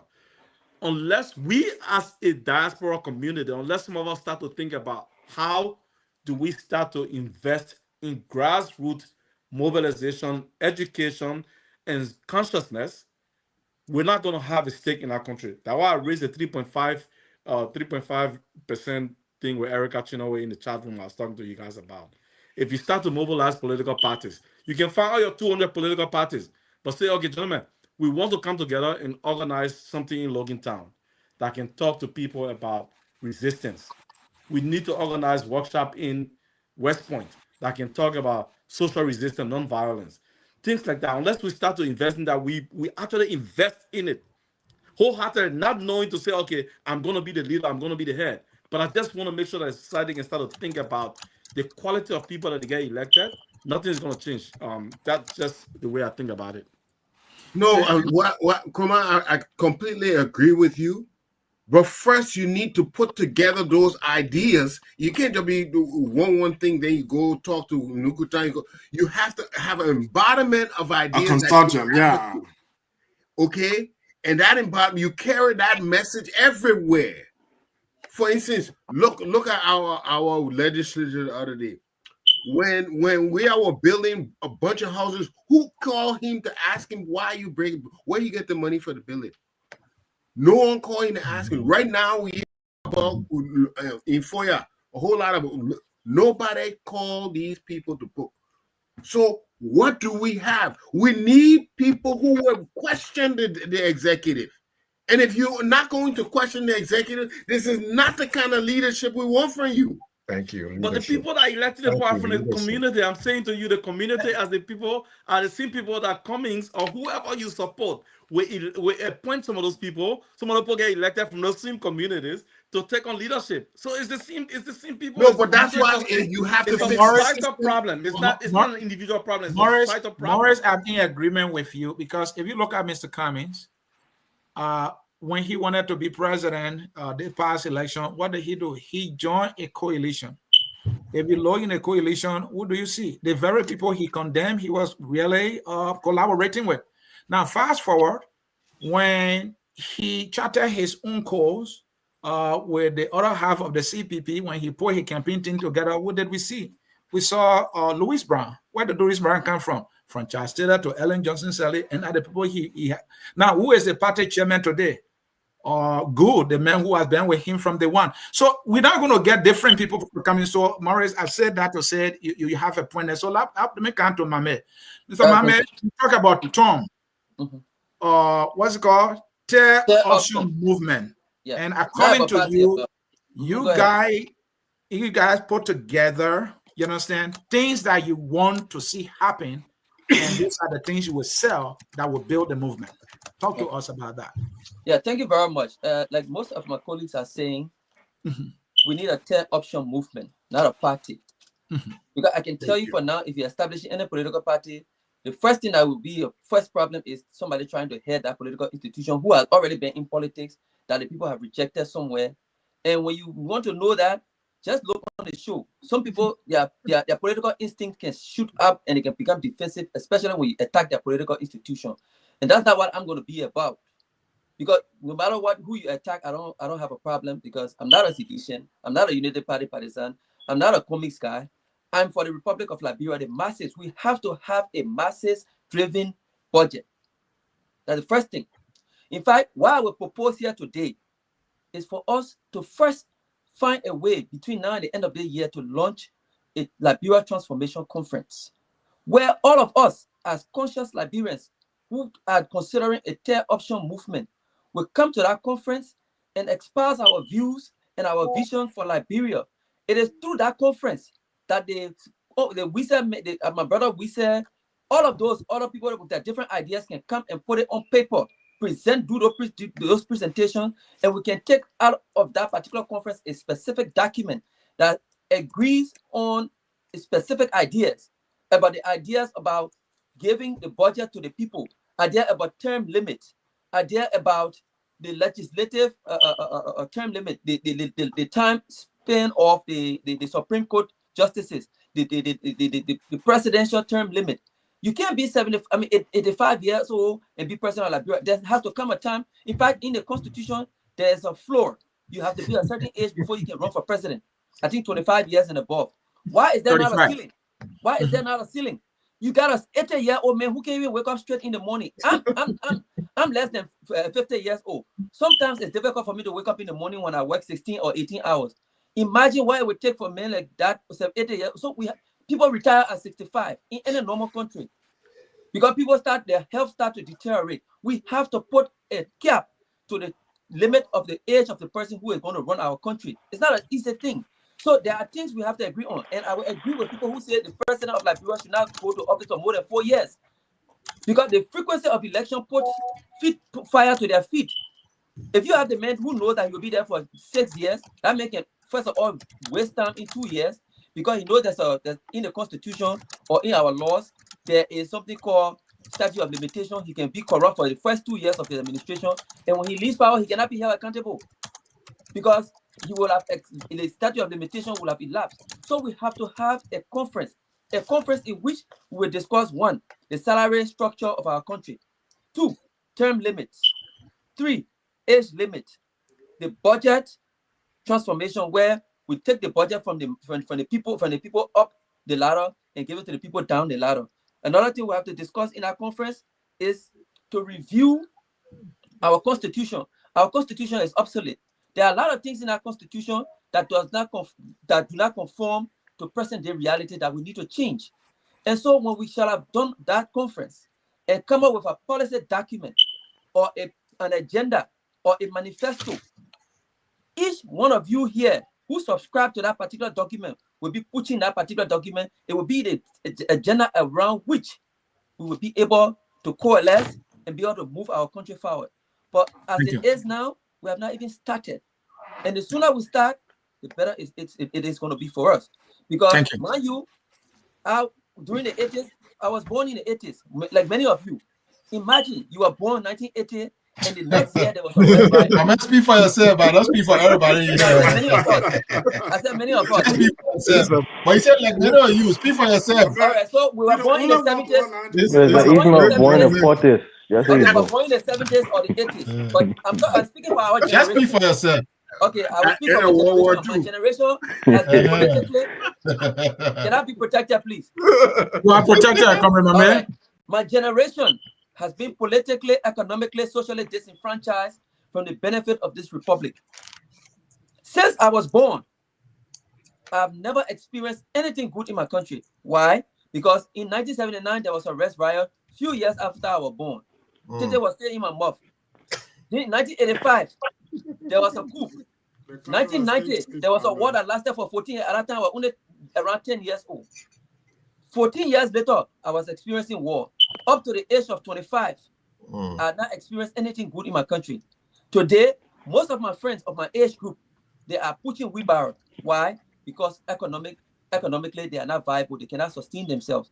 And so we have to come together as a generation that have been politically, economically, and socially disenfranchised to come up with a policy document, have our first conference between now and the end of the day, and I implore you, I beg you guys, I appeal to you guys, let us think about a day in this year where we can be able to have a conference that all of these brilliant ideas about a tier party or a tier option, I don't want to say party because political parties, we have a number of them that we have to start a movement.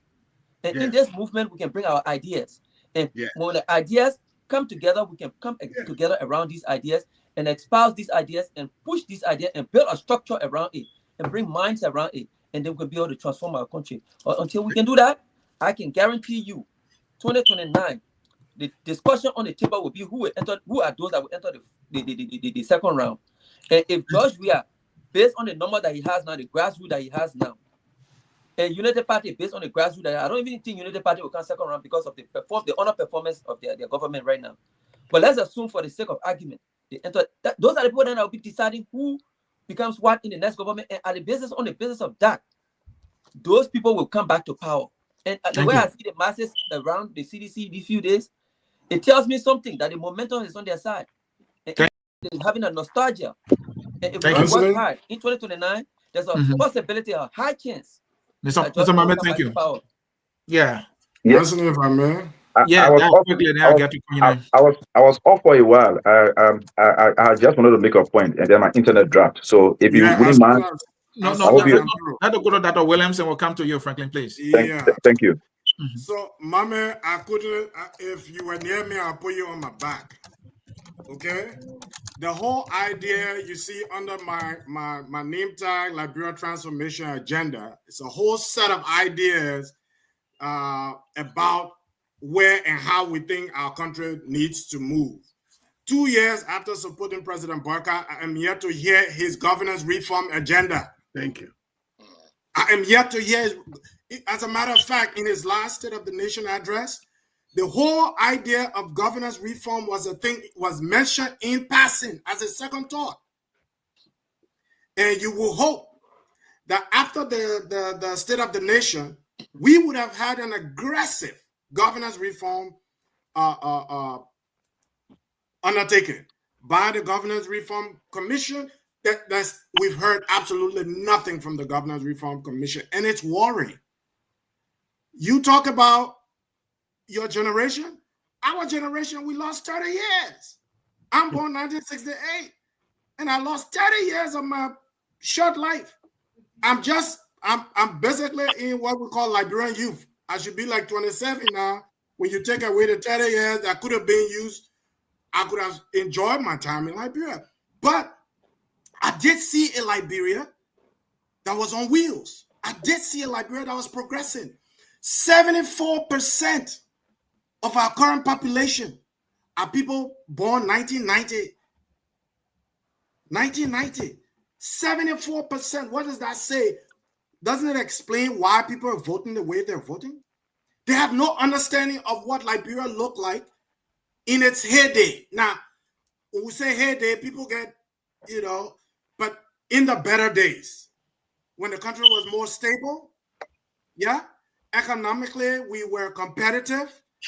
Those were the days, the pre-1980 days, frankly.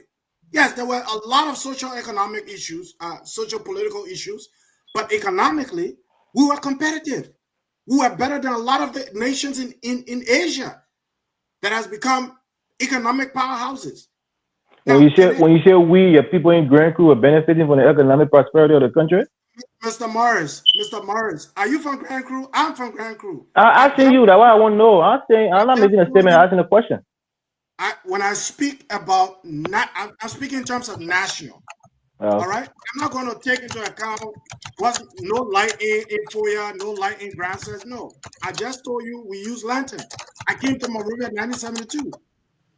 But it does not take away from the fact that economically, Liberia is doing better than half of the nations in West Africa and in Asia.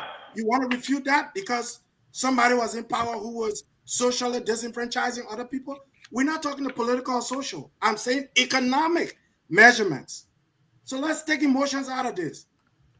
Economically, we're doing way better than a lot of the other nations in Liberia was doing way better.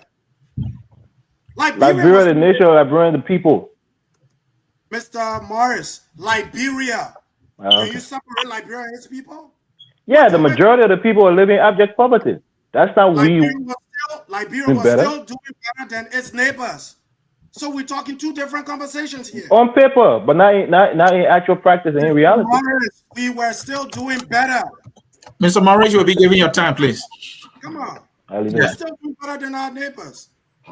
Yeah, and I think Dad said when he came to Monrovia, he saw a country on wheels. I saw a country on wheels. They were using lantern. You saw Monrovia on wheels, not a country. He said when he came to Monrovia, he saw a country on wheels. That was part of Liberia. He's not saying holistically Liberia was economic. No, but when you say you saw a country, Monrovia is not an entire country. It's just the capital city of an entire country. All right, let me help in this case. I agree with you because Bon Man's where I used to live. Yeah, Bon Man's where I used to live. Yeah, I agree with him. Yekepa, Bon Man's. Exactly. Yes, I agree. Okay. Thank you.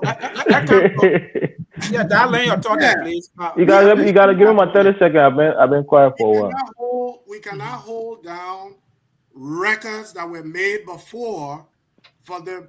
And I refuse to play down the issues Mr. Morris is raising. Those are genuine issues. In Liberia as a whole, as a nation, we were doing better. What stopped it? How were we impeded in the process? Again, it boils down to leadership. But leadership from where? Our educational system is broken down. Our health sector is broken down. And it has become a generational problem that needs to be fixed. And it will seem that successive leadership since the war has not paid attention to it.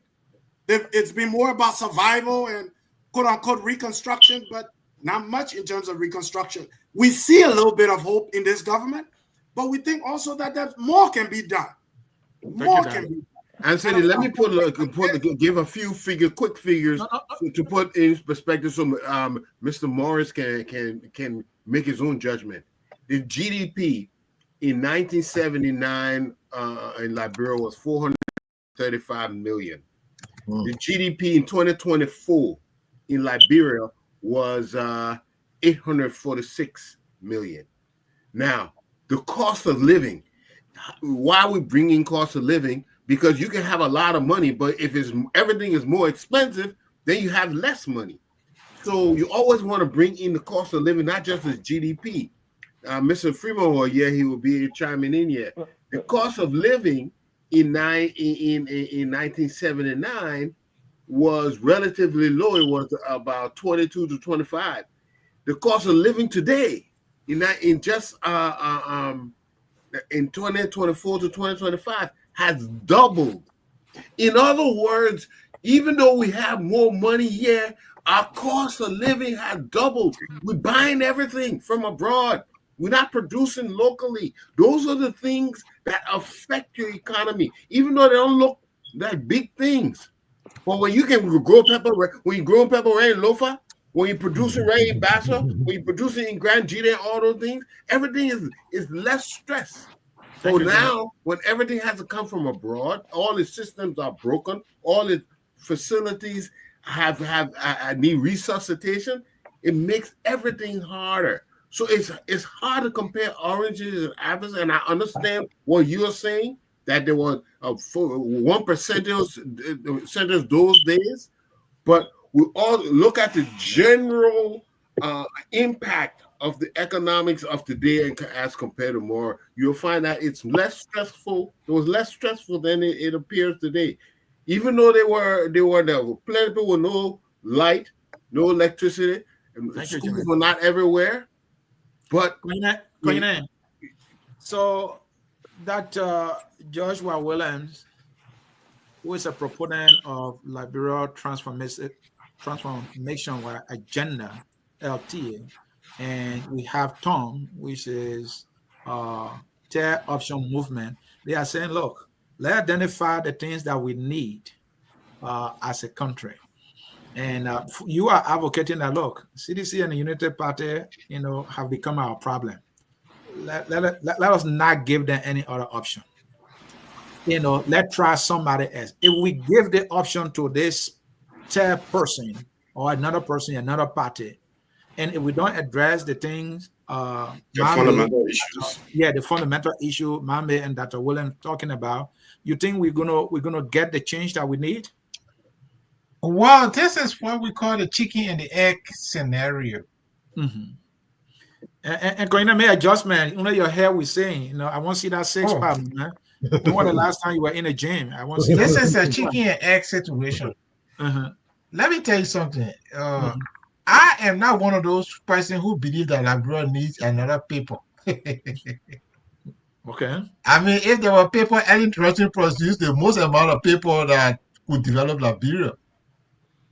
All the papers you can think about under the sun, Ellen produced it, but at the end of the day, the money came.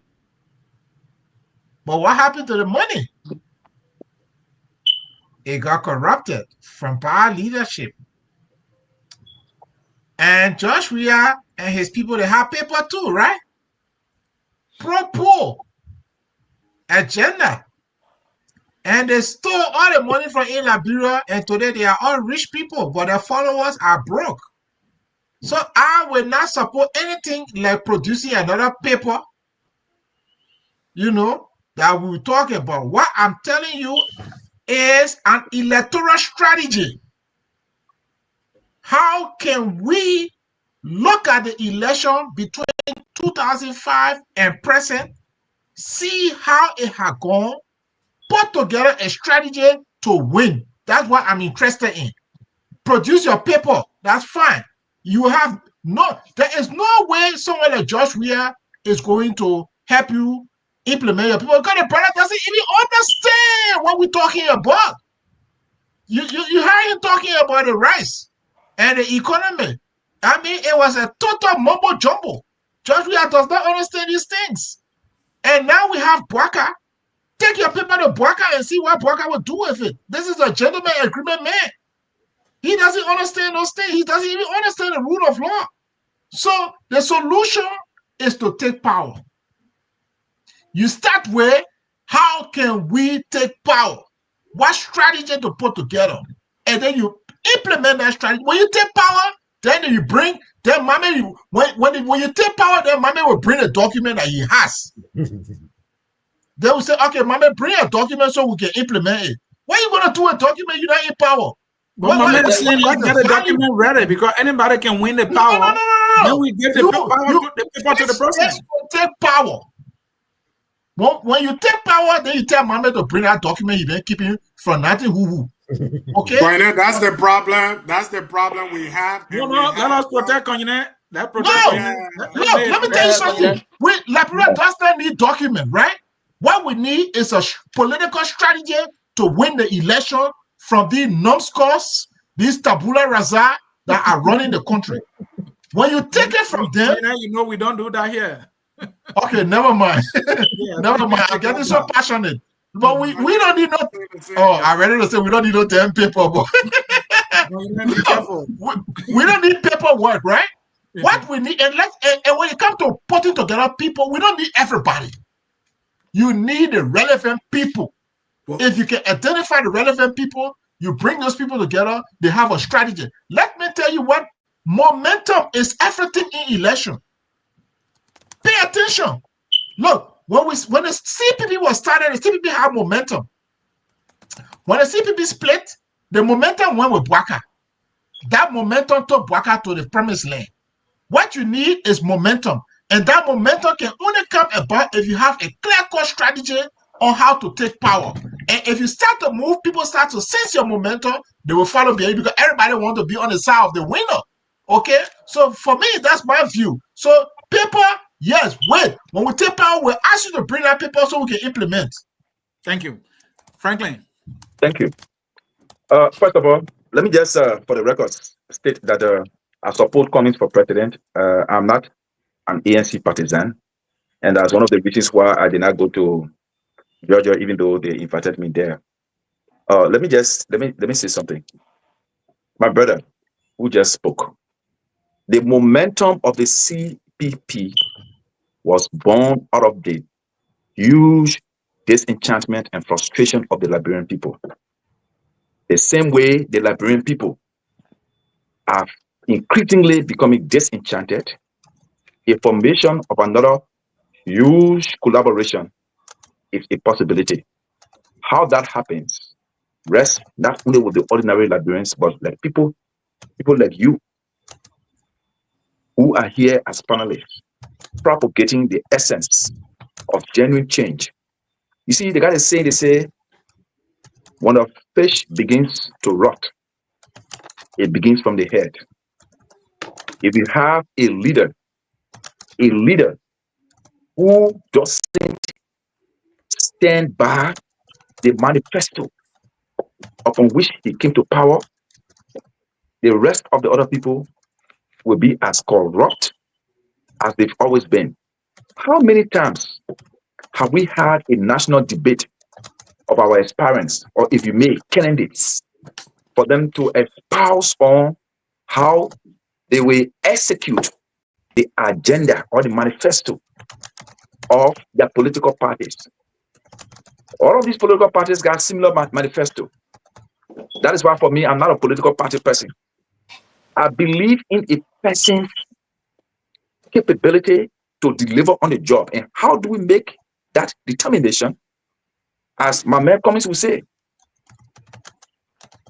the determiner of past performance and behavior will determine future performance and behavior. If you give Mr. X a piece of job to do in a given instance, his performance on that job should catapult or propel him to a new or bigger challenge. In our country, what do we hold our leaders for? What would we hold them accountable to? What did he say to you? What did she say to you for which you voted him or her? From the legislature to the executive. What do you hold these people accountable to? When you talk about a national debate of our leaders, the other folks from one political party will say that both way, that debate way. The same people who feel the actual pinch of bad governance will be the ones saying, you came my man, you came my pa, we'll vote for you. You know both, we'll vote for you. you young, you wait for. So how do we disabuse the mind of our people who are so like stereotyped in a way of approaching our national discourse? This is where I'm coming from. The idea about Dr. Is it why and my land friend and comrade Mami, it's not a bad idea, but the brother who just spoke said something. Do you think I'm just saying this not to dismiss what you've put together, but do you think you are the only Liberians that have something on paper to show? A lot of our people don't care. So what do we do? Let us forge a massive opposition collaboration. Our people, the Tewon Gonglo, the Cummings, the Musa Belete, who people feel is not even look. Every political leader is a potential president. That's how I see it. But let us talk to these people and forge a massive collaboration that will drive. Frankly, have you started talking with Cummings you support to do so? You say what? Have you started talking to Cummings who you support to do so? Oh, Cummings, no, he and I have had a discussion. When I did an open letter to him, first of all, discouraging the kind of a collaboration I was hearing. You cannot be an opposition group wanting to go to state power with a political party that has a mindset that its political leader must head that. That's the thing that affected Cummings. He had no business going to collaboration with the Unity Party. Some of us spoke against it. However, he went and you saw how they played the cast. At the end of the day, when the momentum of the CPP was built, what did Baka do? He walked out of the CPP. Thank you. Okay, so let me just let my thought on this. Yeah, frankly, we are many years, so you gotta be brief. Okay, so I will just say this, comrades, we owe this to our country. In order for a genuine change to take, a preeminence in that country, you must have a leader who himself is a person of integrity and is capable to deliver on the job. A leader who hits the ground running. Let's forget about who will win. For me, it's not about who can win elections. It's about who should win elections. That's where I stand. Thank you. Evers, what I'm hearing from Franklin is, look, nothing wrong with putting papers together. And he's saying, look, if we all continue to hear about Singapore, Lee Kuan Yew, a leader who stood, put people together, had a vision, and he will go and implement it. Today, the story has changed in Singapore. Hating, criticizing or not, Paul Kagame of Rwanda, military guy who doesn't say anything much, Kim had a vision how to transform his country, and all along he has been, the story has changed. We can go on and on about all the leaders. Frankly, I'm saying, look, you need a leader. Having things written down, no problem. But if you don't have the right kind of leader, those things will be complete waste. Like the proper agenda for prosperity and development, sustainable. Ellen had all the papers, all the institutions. Here we are. Even the light, we can keep it on straight in Labro for 24 hours. It has never happened to say, since the war ended, we had a light on for 24 hours. It has never happened. Billions spent everywhere. So frankly, I'm saying, let's find that person, and he thinks Cummings is the guy. My question to you, do we need a person to rally around, or do we need an idea or a plan to rally around? All right. Thank you, Mr. Sear. Look, I mean, with all due respect, I'm hearing a lot of phantasmagorical things and people planning in sequence that is almost impossible and improbable to happen. The leaders we choose embodies our ideals and our aspirations politically. So leaders are very important. But I'm hearing people bearing the lead when it comes to who's that person, who's going to be the leader. You have to sell somebody to the people. I hear Mr. Attorney Freeman saying that we have to take power. How are you going to take power? Who's going to be your spearhead? Who's going to be the person that's going to take power from the Unity Party and the CDC? You're not bringing any ideas. Is it you? Do you have somebody else in mind that we haven't heard about? There's 2 years now that's passed. How are you going to take power? Never to return, fine. But who's coming there to take that position? We don't know. My point here is that in politics, you have to deal in reality. To say that Boyka won the election on momentum is false. He had a more fundamental political institution that was stronger than what Cummings had. He had a wider base. He had a more recognition, a name recognition. He was just a more viable candidate. So people galvanized around him, and people who normally would not have supported him, they came to him and said, "You know what? Of all the candidates that could beat Joshua, you're the most likely. We're going to come behind you, and we're going to give you our support." And that's how he won, by the slimmest of margins. So it's not only about momentum; it's about viability. Which one of your ideas? You can have great ideas, but which one of you have a candidate that is viable, genuinely viable? On the outside looking in right now, you can say Cummings. But when you look at his numbers, he got 1%. Maybe if you're being maybe more realistic, maybe he got 7% or 8% of the actual votes. Had he not been cheated, is that a viable person to go against a George Weah come 2029? Most likely not. The key here is you have to take on established political parties like the Liberty Party, who are entrenched, and other political parties that have some momentum with them right now and have some numbers. You have to usurp those political parties and then take away, pluck away from the CDC and the Unity Party significant numbers to be a viable third option. How are you going to do that? How are you going to do that? That's the question. We're not here to write fantasy books and how we can go this step, we'll take that step and take that step. Live in reality. What are you doing on the ground right now that show that you have any kind of traction? That anybody is going to gravitate towards your idea of a third party that's going to come and usurp the Unity Party or the CDC to become the second or the first, preferred party in the country. It's not happening. So all of the things that you want to do, you have to make sure that it's achievable. Everything I've heard now is fantasy.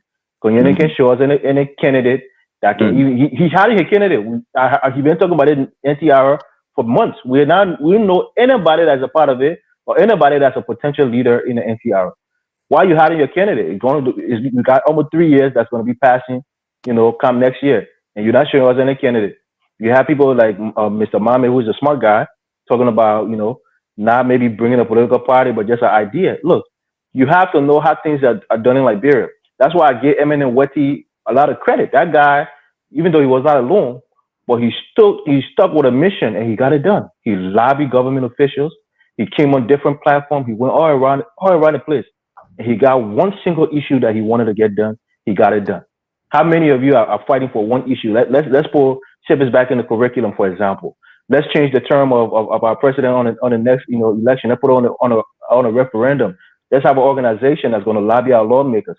We're not doing it. We just have these grand plans and have these fantastical ideas of how we can get these things done, but we don't have any footing in reality.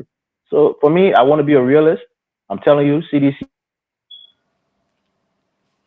Thank you, The party is there for the long haul. If any third party is to emerge, they will be the deciding factor, but not one that's going to usurp these two political giants. Thank you, Evan Morris. Let me come to Morris Kroma, and then I'll go to Comrade Mohammed Sharif. Mr. Kroma, you heard Evans there. He said, look, the thing here is improbable. When I was telling him that improbable means not possible, and he was being diplomatic with a language, he said, I came from South. Man, we know both, man. Let's not talk about Williams yet. We know the thing. But Morris, let's get to it. I think Morris is speaking from a very realistic point of view, having studied the political space for a long time, that, I don't see the figure that Liberian people will rally around, or who can actually, look for the momentum and project it to the people for the people to see it, and put leadership around it. I have not seen it.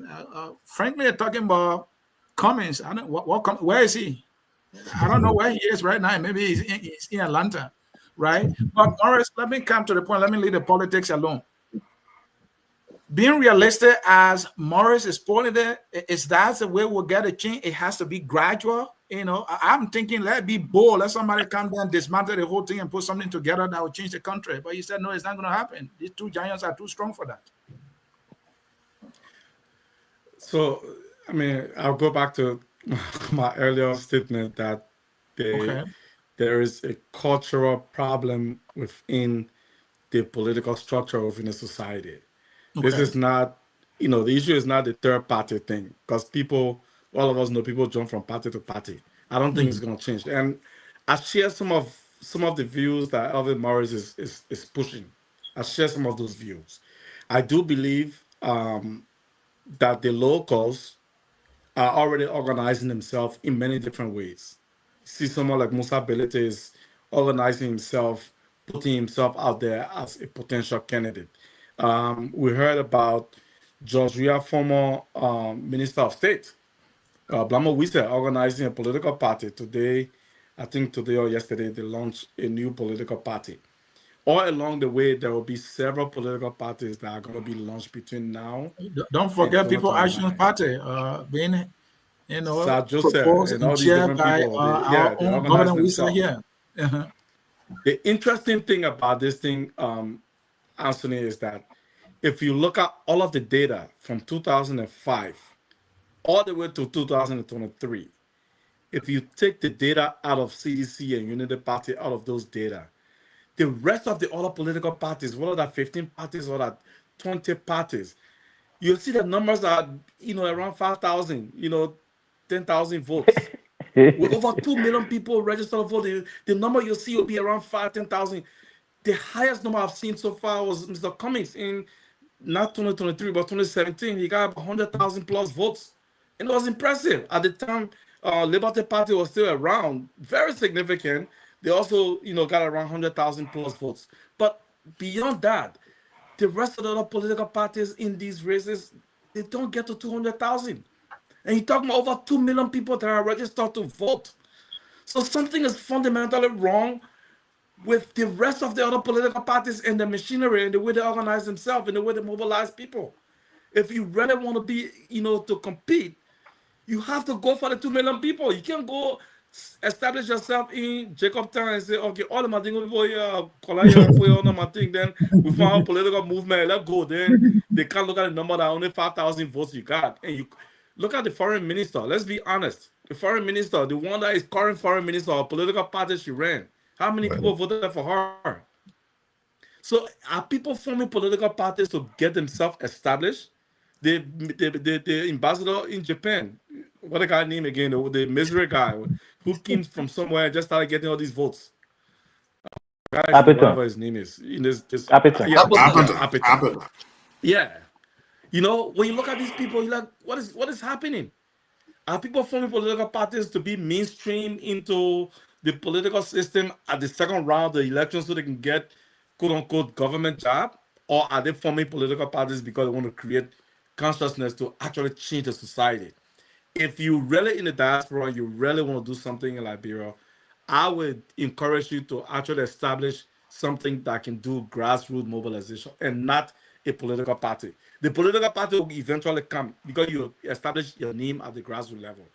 If you start thinking political party now, it will not work. I'm sorry. I'm going to share the same view with Elvis Morris. I don't think it's going to work. All right. Comrade Sharif? Yeah. Go ahead. Yes. So I'm going to speak to something that I know very well. Sometimes it takes, again, a charismatic leader to make these parties relevant. Again, we're talking individuals, and others want to discount that.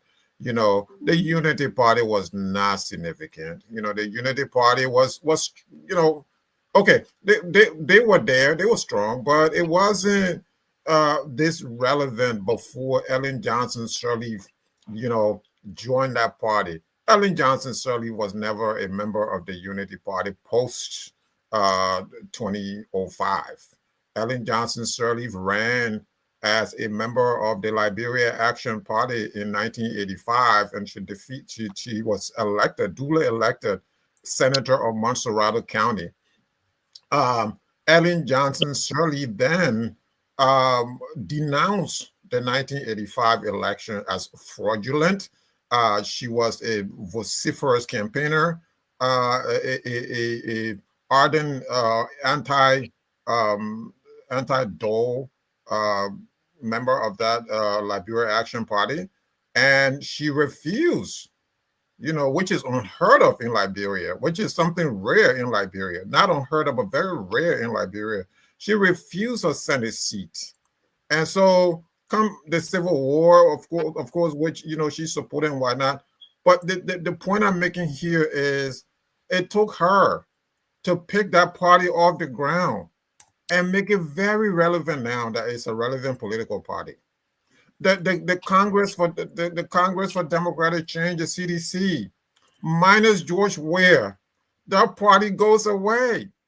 George Weah is the gravitating factor of the CDC.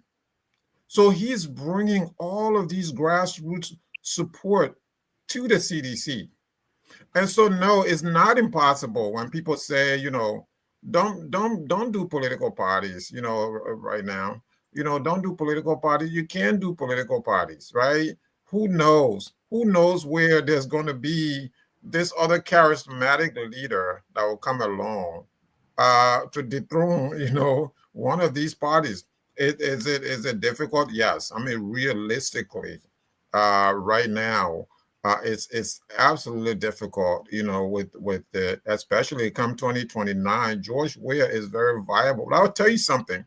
The CMC, I hope J. Victor was here to elaborate on this, but the CMC to me is very curious to me. I think that they will be making waves. They will be making significant waves.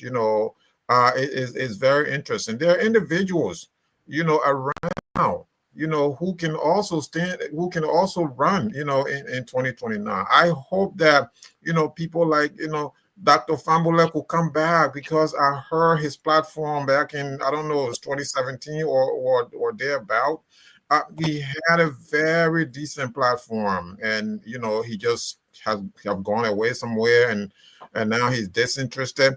But people like that really, appeal to me, in terms of what they're thinking, their worldview and stuff like that. Those kinds of people really, really appeal to me. And of course, there are lots and lots of people there in Liberia. My friend and brother, brother Connor, I think he's a good person. If he's running, I don't know if he is. He's a good. I mean, there are a lot of good people. I don't know, Larry and all the people. People can say they're not viable, but these are people that can, perhaps throw their hats in the ring, perhaps, and see what happens. You never know what happens. But look, parties. It's hard. You have to have that one charismatic leader.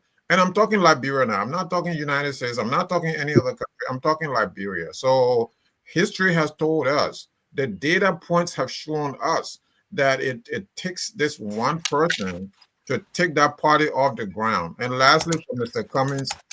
Cummings' problem is he doesn't have the political base.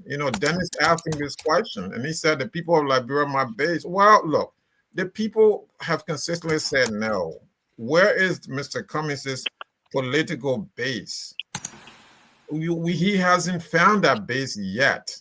And so until he can find that base, it's going to be difficult for Mr. Cummings to win election, which is why Elvis Morris is saying, look, come around, coalesce around a major party like the CDC, and maybe there, you can George Weah's popularity can rub off on you, and then when it comes time, when he's gone after his second term, maybe then he can step up. But then I don't know if age is on his side. I don't know how old he is, but these are factors to consider.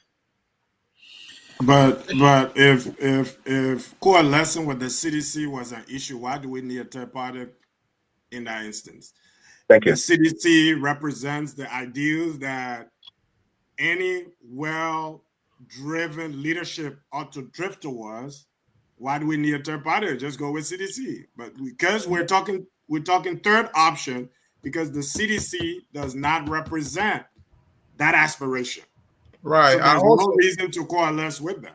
In my discourse, I also mentioned, maybe you weren't paying attention, but I also talk about these third option individuals who can come up and lead these third party option. And I just, nibble around the Cummings question because it came up in one of the conversations right there, when Elvis deliberated. And I thought that he made sense, in terms of Cummings. He's very curious, he's not on the winning trajectory right now. And so, these are the things. Look, I'm looking at a whole host of different things. I'm not just looking at, this third party option. I'm not putting myself in a straight jacket. I'm just looking at these things as a political analyst and looking at these things and looking at a different data point and what it's given us and what it has already given us. It has produced, individuals like George Weah, individuals like Joseph Boyka, who are mirror image of the same people doing the same thing. I mean, what are we going to do now? What All are we right. going to do? Gentlemen, Franklin, let us close, and we'll start with you. And my question I asked for the closing is, if we don't get that third party option, or in other words, if the third party option fails, what will success look like for the kind of change we want after 2029? Franklin, you go first. Okay. First, thank you. And thanks to everyone for the beautiful ideas. I will begin my closing statement by saying that politics is not carved in stone. It's kind of a subject to change. And that speaks to life's impermanence. Nothing is forever. Yesterday, we had the NPP headed by Charles Taylor. When he left the stage, the NPP became a nominal political party. They had to go into a political marriage with the CDC and what have you. We had the NDPL of Samuel Doe. What happened when Samuel Doe left the stage? The NPPL is just nothing to write home about. The reason why you see Unity Party is still in the picture, it is because of the resurrection that it had as a result of the CPP. And somebody was saying momentum. Had Unity Party not gone into that collaboration with CPP after losing in 2017?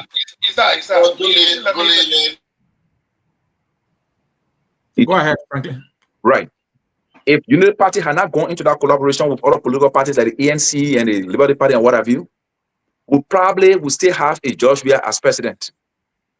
And maybe we'll be looking for the third tier that we're talking about. The third tier is not necessarily another political party.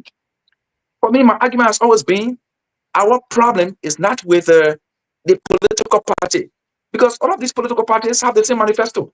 They talk about healthcare, they talk about good education, they talk about roads. I think the same manifesto.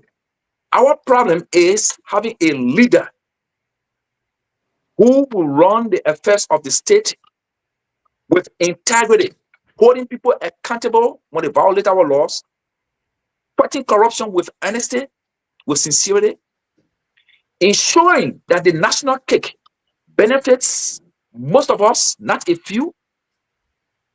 A reduction in the budget, not necessarily in the budget, but apportioning money to very important areas where money should be spent, and not on recurring expenditure, people's salaries and per dams.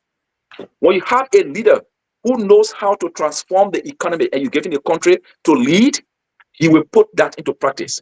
If we continue to say, look, our election will be won by CDC or Unity Party, because it will be either George Weah or whoever the Unity Party presents, we are not solving the problem. It is like we are throwing in a towel, which tells me this is defeatism by itself. We are not believing that we can drive the change. How can we drive the change? It's by speaking out every time. It's by writing even on the social media. Thank God we have a kind of a world of technology now. It's by speaking to national issues, broadening the discourse, letting people know that the way we've been electing leaders on the basis of who can win an election and not who should win an election has not helped us. Look at our country. Despite its age, despite the endowment it has with resources, despite its little population, we are at a slow pace amongst the Community of Nations. In our sub-region, we are just a kind of a country. The second part of the question is, if the third party option, fails, what will change look like after 2029? Please conclude. No, if it actually fails, you will still have a group of people in a virtual repetitive cycle doing the same thing over and again. We're not going to have a better Liberia. What kind of country, as old as we are, When they carry solar panel in one village and people see electricity, a little electricity, they go crazy. If we have electricity in Monrovia, the capital for that matter, if there is electricity for the whole day, people see current for the whole day. The next day, and there is no current, people celebrate the fact that they just saw current for one day in Liberia. Should we be celebrating those kind of things? Thank you, Franklin. Should we be celebrating a country where we don't have running water in our homes? Thank you, Franklin. Yeah, I mean, so this is it. If we just, let me just say this, comrades. If we say our leadership will always be determined by CDC and UP, and we cannot do anything to change it, we've defeated ourselves. And then there's no need we tell people, go and make a change, or be a change driver, or be a change maker. Because we ourselves are telling people, no matter how much we put in, it's not going to work. It's going to be our CDC or United Party.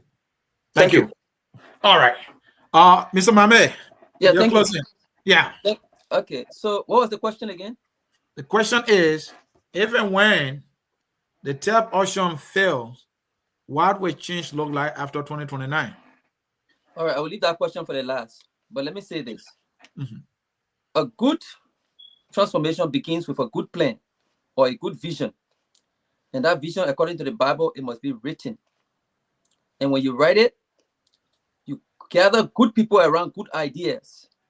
Some of the ideas you see all using today, like the cell phone, like the airplane, it started in the mind, put on paper, faithfully executed. Whether we succeed or not, like Martin Luther King, he died, he did not see the America he envisioned, but he put it on paper, he advocated for it. Today, we have a Barack Obama who had become president. I don't want to be like him, but I'm telling you, this is how it works.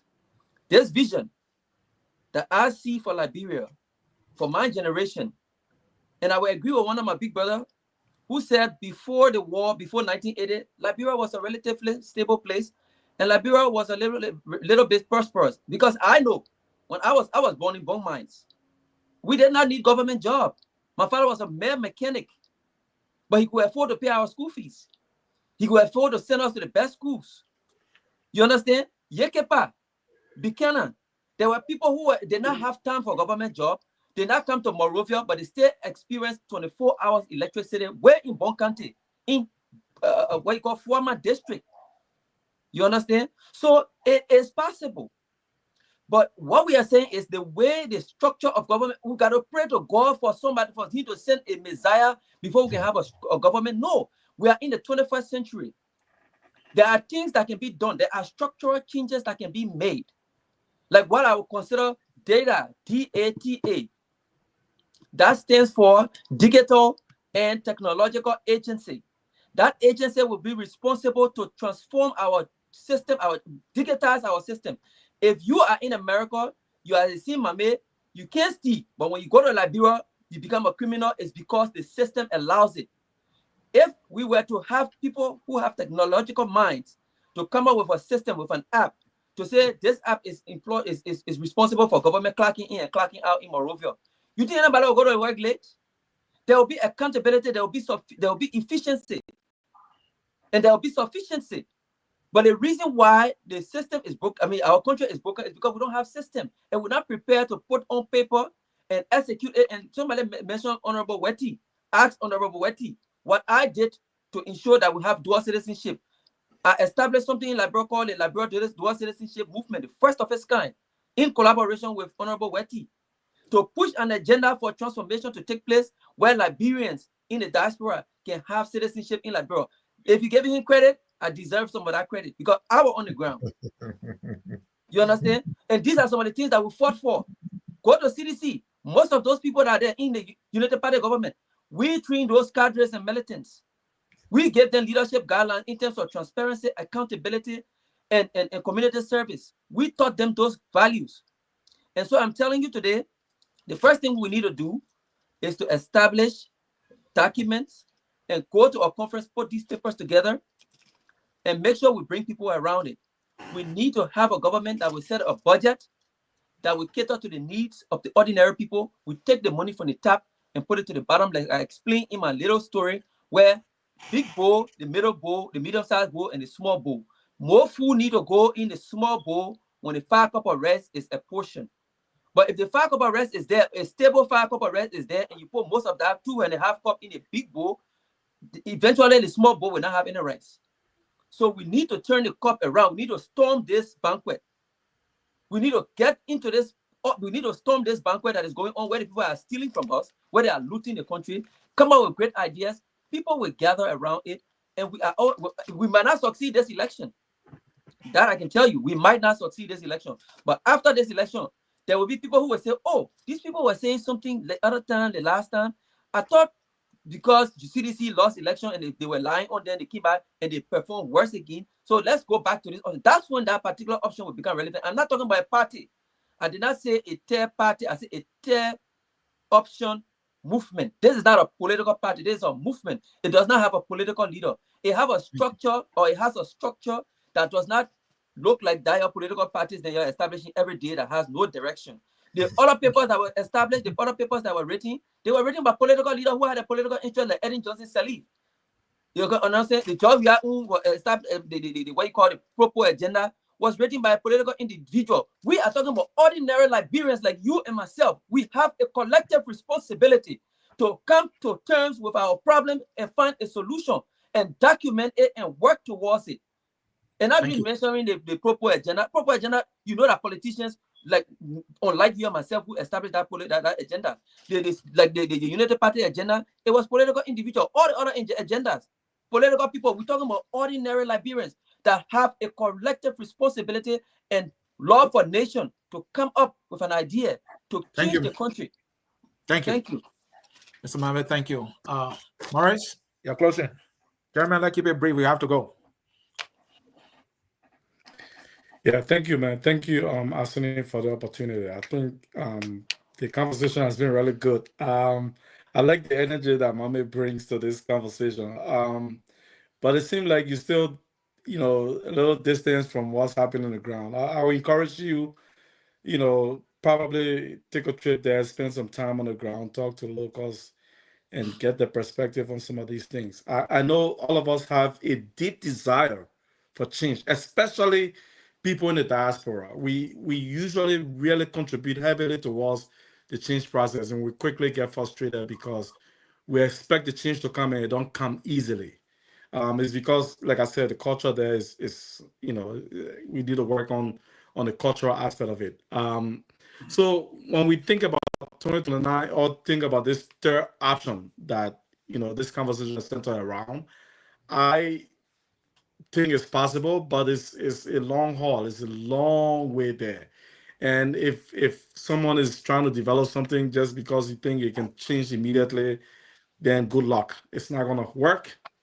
Elvis, I think I share some of his views. I think it's going to be a unity party and a CDC thing.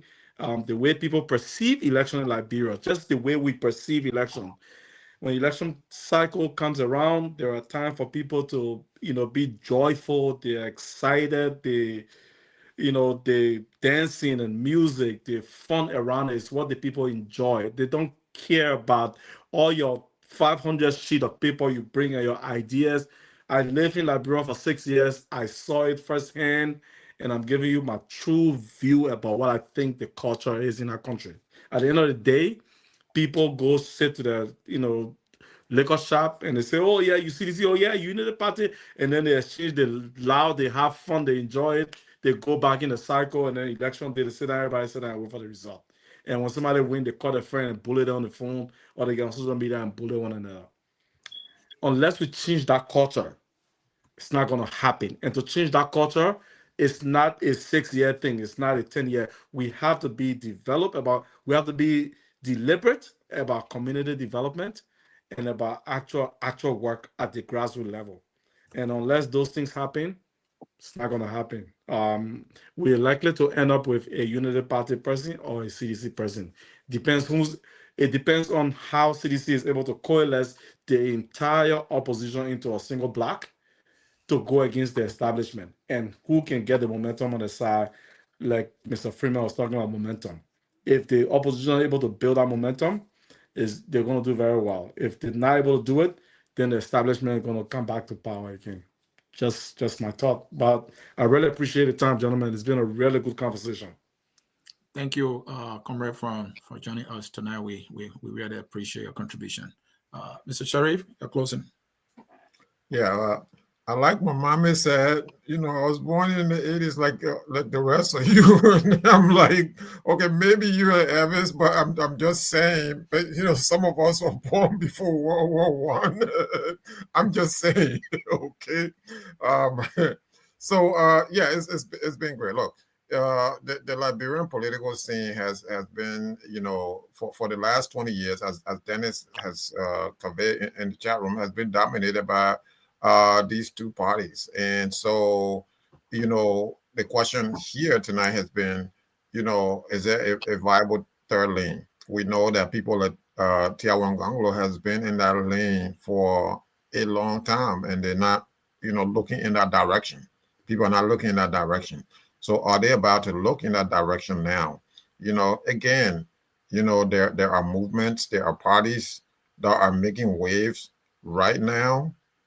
So it'll be interesting to see what those parties would do in the next 2 years. So I will be able to conclusively say something in the next 2 years. But as it stands right now, the dominance is still with the two parties, you know, the Unity Party and the CDC, particularly the CDC. If you take a poll now, unfortunately, we don't take polls. If you take a poll right now, the CDC will be will be leading, will be in the lead. I mean, they're not communicating very well. They're not, you know, doing anything different. Is that the Unity Party is beating itself, and so that's what we're talking about. So this is a good time for another party to come up, but I don't know. I don't know. I mean, again, there are parties, and I'm curious because, you know, the CMC is doing a lot of great. The CMC leadership is doing a lot of good things. You know, bringing development to the rural areas. These are the things that appeal to me a lot. The rural people are usually the forgotten masses. You know, they don't have bridges. They don't have roads. They have nothing. You know, these people, the schools are dilapidated. That school from River Sess, you know, which is the whipping boy of, you know, it's emblematic of everything that's wrong with our educational system. And so I see the CDC leader talking about this a lot. These kinds of things, I like to hear that. These are things I like to hear.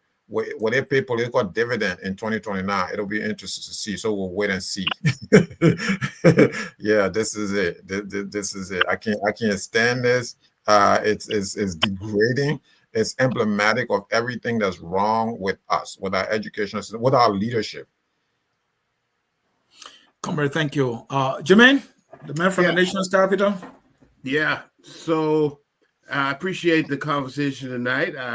I took down many points, and I do believe it is proper to put down your thoughts because that helps to manifest them. So we agree that we must be united, and we want a just and self-reliant Liberia. How do we get there? We realize we have to be economically independent. One of the key things to do all the things we're doing is that we establish an independent Liberia where technology is being advanced and moral rectitude is being pursued in all the halls of, you know, and the institutions of integrity. We have to break this cycle of corrupt politicians and leaders. We saw it happen. I mean, I don't know about you gentlemen, but when I saw that person who is known to be a King Kong of politics, person who on a sanction list, just easily prance and dance into huge position, that thing, it astounded me. So we have to break this cycle. And how we're going to break that cycle, we have to talk to our young Liberians and empower them through education, technology. We have to talk about public trust and how it has to be restored, and how we cannot settle for less, all while we build our local economies. And last of all, we have to protect the vulnerable, our women, children, our elderly, all these people we have to advocate. I think if we keep it central and grounded in these fundamentals, we can champion the cause for the people and create this alternative that we search. We won't be the opposition, but we'll be an alternative. That's the man from the nation's capital. When he speaks, you should pay attention. My Grand Crew brother, you're closing. Dr. Williams. Thank you, everyone. I think it's been a great conversation. What Mame and I coincidentally are espousing is a movement, not a political party, but a movement like the Arab Spring and many others like it, carving out a message that can help to transform our country, transform the way we see leadership, transform the way we see our country. Like I said, some 74% of our population, our current population, were people born between 1990 and after. That says that population, or majority of the Liberian population, have very little to compare to in terms of standards and what governance looked like. I remember when I saw someone like Cecil Dennis for the first time in my life, it was mind-blowing to see someone like that. People, quote unquote, with it, some level of integrity. Now, someone will say, oh, you're an apologist, TWP apologist. We got branding for everything. Doesn't matter. But those were standards that we haven't been able to replicate since the 80s, unfortunately. And it's not just in politics. At the LFA, Anthony, there is a guy who was arrested as a sitting vice president of the LFA for 419 some American investors. He came to the U.S., he confessed, went to jail for 7 years, went back. He's using the very same money, and now he's vying for the presidency of the FA. And I'm wondering what's going on with our people, where the current minister of sports was the head of the ethics committee under this very person. And the minister sits as Minister of Youth and Sports and says nothing about it. And this guy, and so it speaks to how disintegrous our society has become.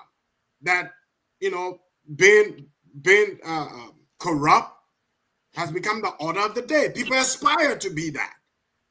And so it will take a lot of effort. Yes, we are under no illusion that a viable third option in terms of a movement like what we're talking about will make the transformative change in 4 years, in 3 years. No, it can't happen in that number of time. But there's every possibility that you start the grassroots work and it becomes entrenched over time, and people get to seeing that, yeah, the country can do better. The aspiration that Liberia needs to move from where it is pervasive across the country, regardless of where you are. People want to see the country move forward. We have the wherewithal to move the country forward. This is not an impossibility. Liberia is small. 5 million, 6 million people. It's a small country. It's a small country, and we can do it, but we can start little by little. Even just targeting people in the house to make some of these fundamental changes that we're talking about. And so it's important that Liberians, first of all, create a shared sense of aspiration. Where do we want to take our country? How do we want to take our country? And it is based on that consensus that we use that message to move around the country, explaining and engaging our people. Without a shared common purpose, what can we do? No leadership can just be taken from the sky. It's the same Liberian people, but we have a population that needs to be engaged. And it's that group since 1990 at least since 1990, that needs to be engaged seriously. And we can do it. Yes, we need to leave our high horses, our comfort zones here in the US to go home. Join me. I'm going home by the end of the year. I want to go back and do what little I can, but we cannot leave Liberia in the hands of the people it's in, Mr. Sharif. When you look in the papers and you look online and you see the people in whose hands Liberia is, Mr. Kroma, you wonder, whose responsibility is it? It's our responsibility because we've neglected that country by being out here and being out here as long as we've been here. There are people there still surviving. I hear people talk about, oh, no health care, no this, no that. But when we were there, the same issue still persisted. Yeah. And we didn't die. And so, yeah, we can go back and we can make it happen, my people. That's true. Liberia needs us even more now than it has ever done. The people who we see in, especially in that legislature, they need to go. They need to go. Yeah. And they will not go if we stay here. And imagine that nothing is possible. Everything is possible. If we go with that belief, everything is possible. Everything is possible. Liberia can change, and we will see some changes. It may not be all that we want, but at least we will go in our grave knowing that we tried. And so join all of us, Mame. I will liaise with Anthony. Let's get together. And the conference is important. Let's have a gathering of the minds. Yeah? Yep. Yeah, it has to start from somewhere. Yep. Thank you. Yeah. Thank you very much. Evan Morris, I hope you're packing your bags. For me, I'm 50% there, I'm 50% here. Go ahead. All right, thank you.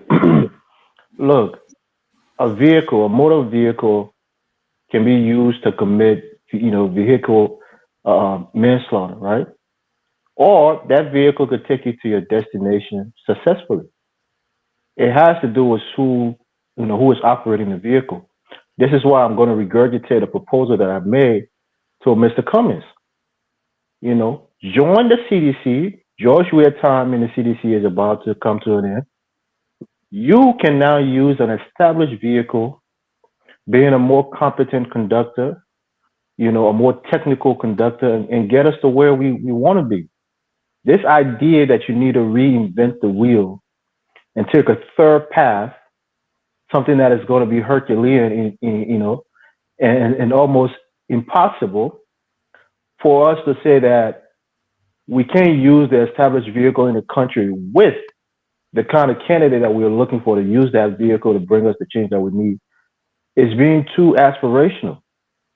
If you even want to go on the other side and say, let Cummings be the heir apparent to Boyka, he would do a much better job, but he will be in a vehicle that is more viable, that can get him to the destination, and then he can make the change that many of us think that he's capable of. So for me, I don't think you have to start a new party or a new revolution of a third party. It just most of these people, they will not tell you on the face of it. They just want to be in the front seat, or they want to be close to that power. So they want to be the very first that started a new third option. They can't go to the CMC. They can't go to the Liberty Party. They can't go to CDC. They can't go to Unity Party. Order the position that they would want. It's already taken. So they got to come up and find their own political institution. Look, change is gradual. It takes time for certain things to happen. Great men and women have to come together and profit somebody that has the capability and the capacity to bring forward that change. And you have to find strategic ways using your minds and bring that person to the forefront.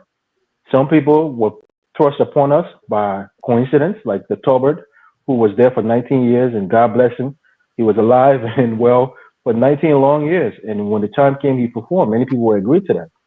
But had it been chosen in a Masonic Lodge or the TWP, he probably wouldn't have been that person.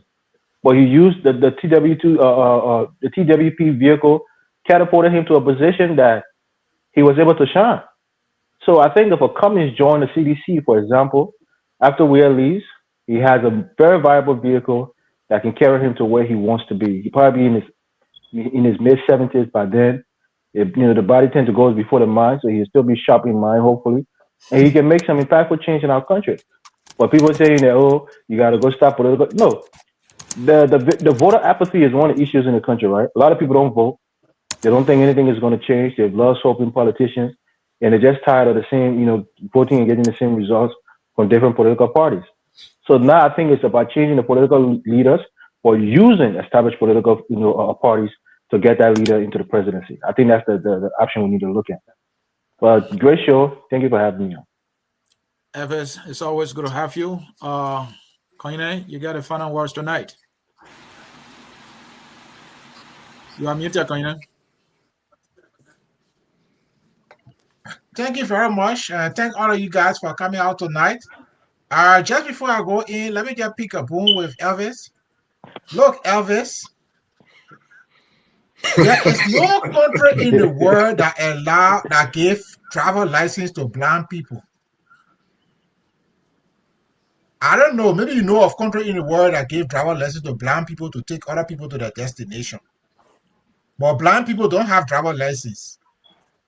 George Weah is a blind man using the language of Wishful. He's a tabula rasa. So the idea that some people, seeing people, must come and be next to George Weah for him to damage the country, and then when he get through damaging it, he can turn it over to you. I mean, I don't know where that kind of idea comes from. I can't even describe it. That's how it looks like to me. That man is a tabula rasa.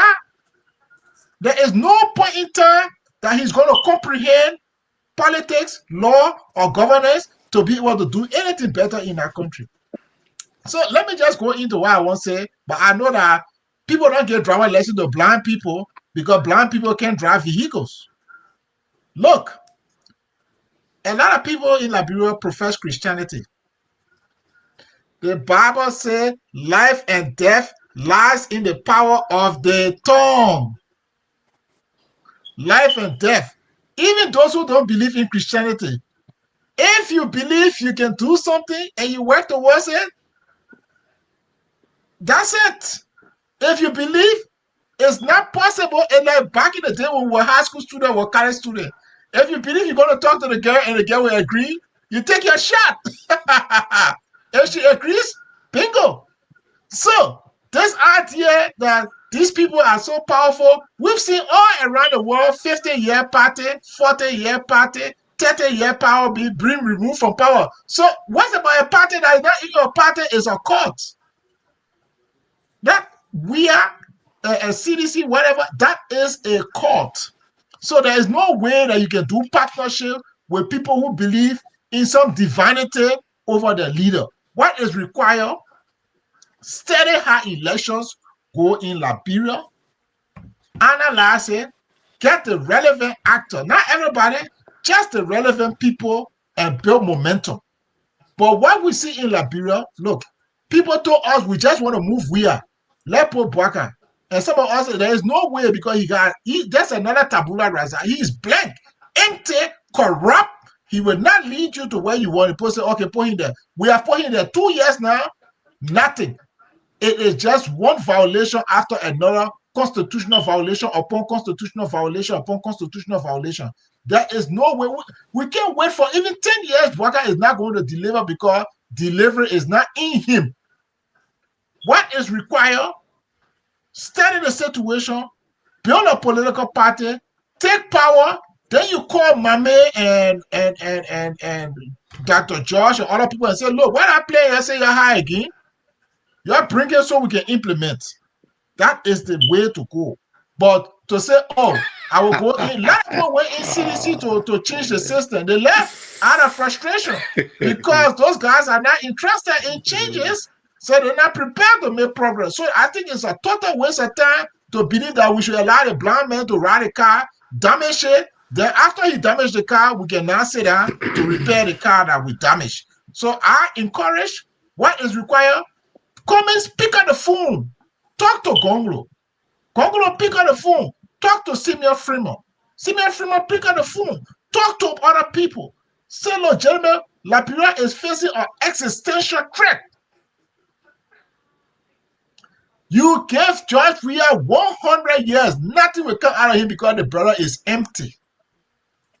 So let these guys talk to each other. It's just a matter of having a primary and whatever, whoever wins, let everybody support them. You can do it.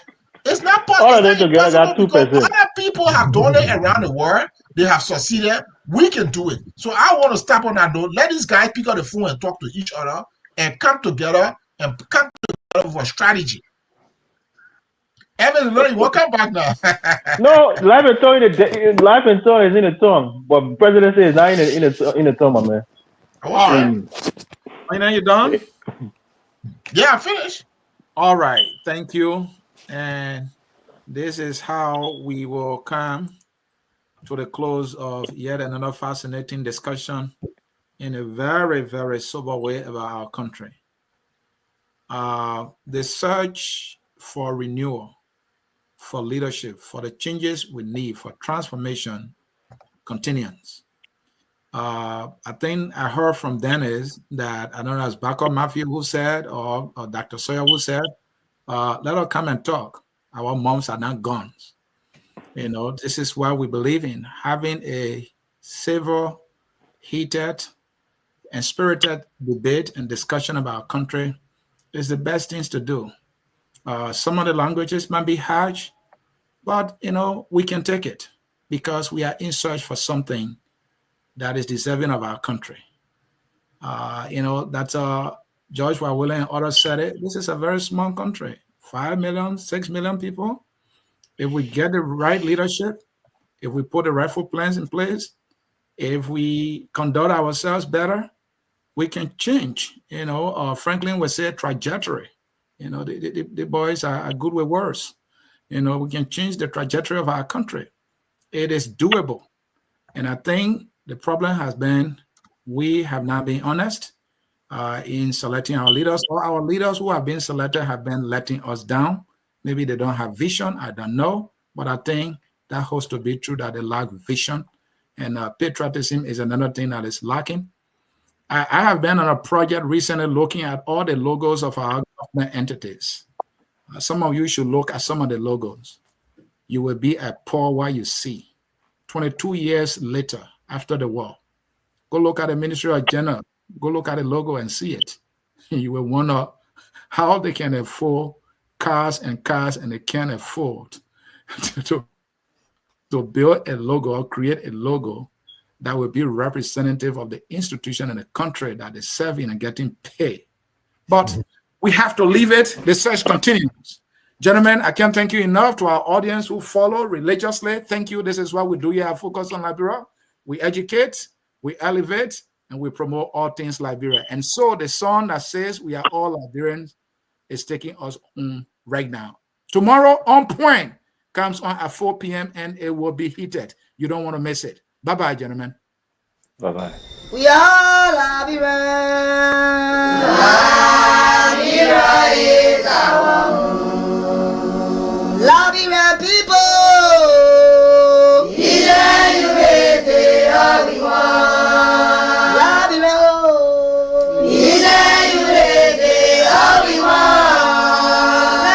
Liberia.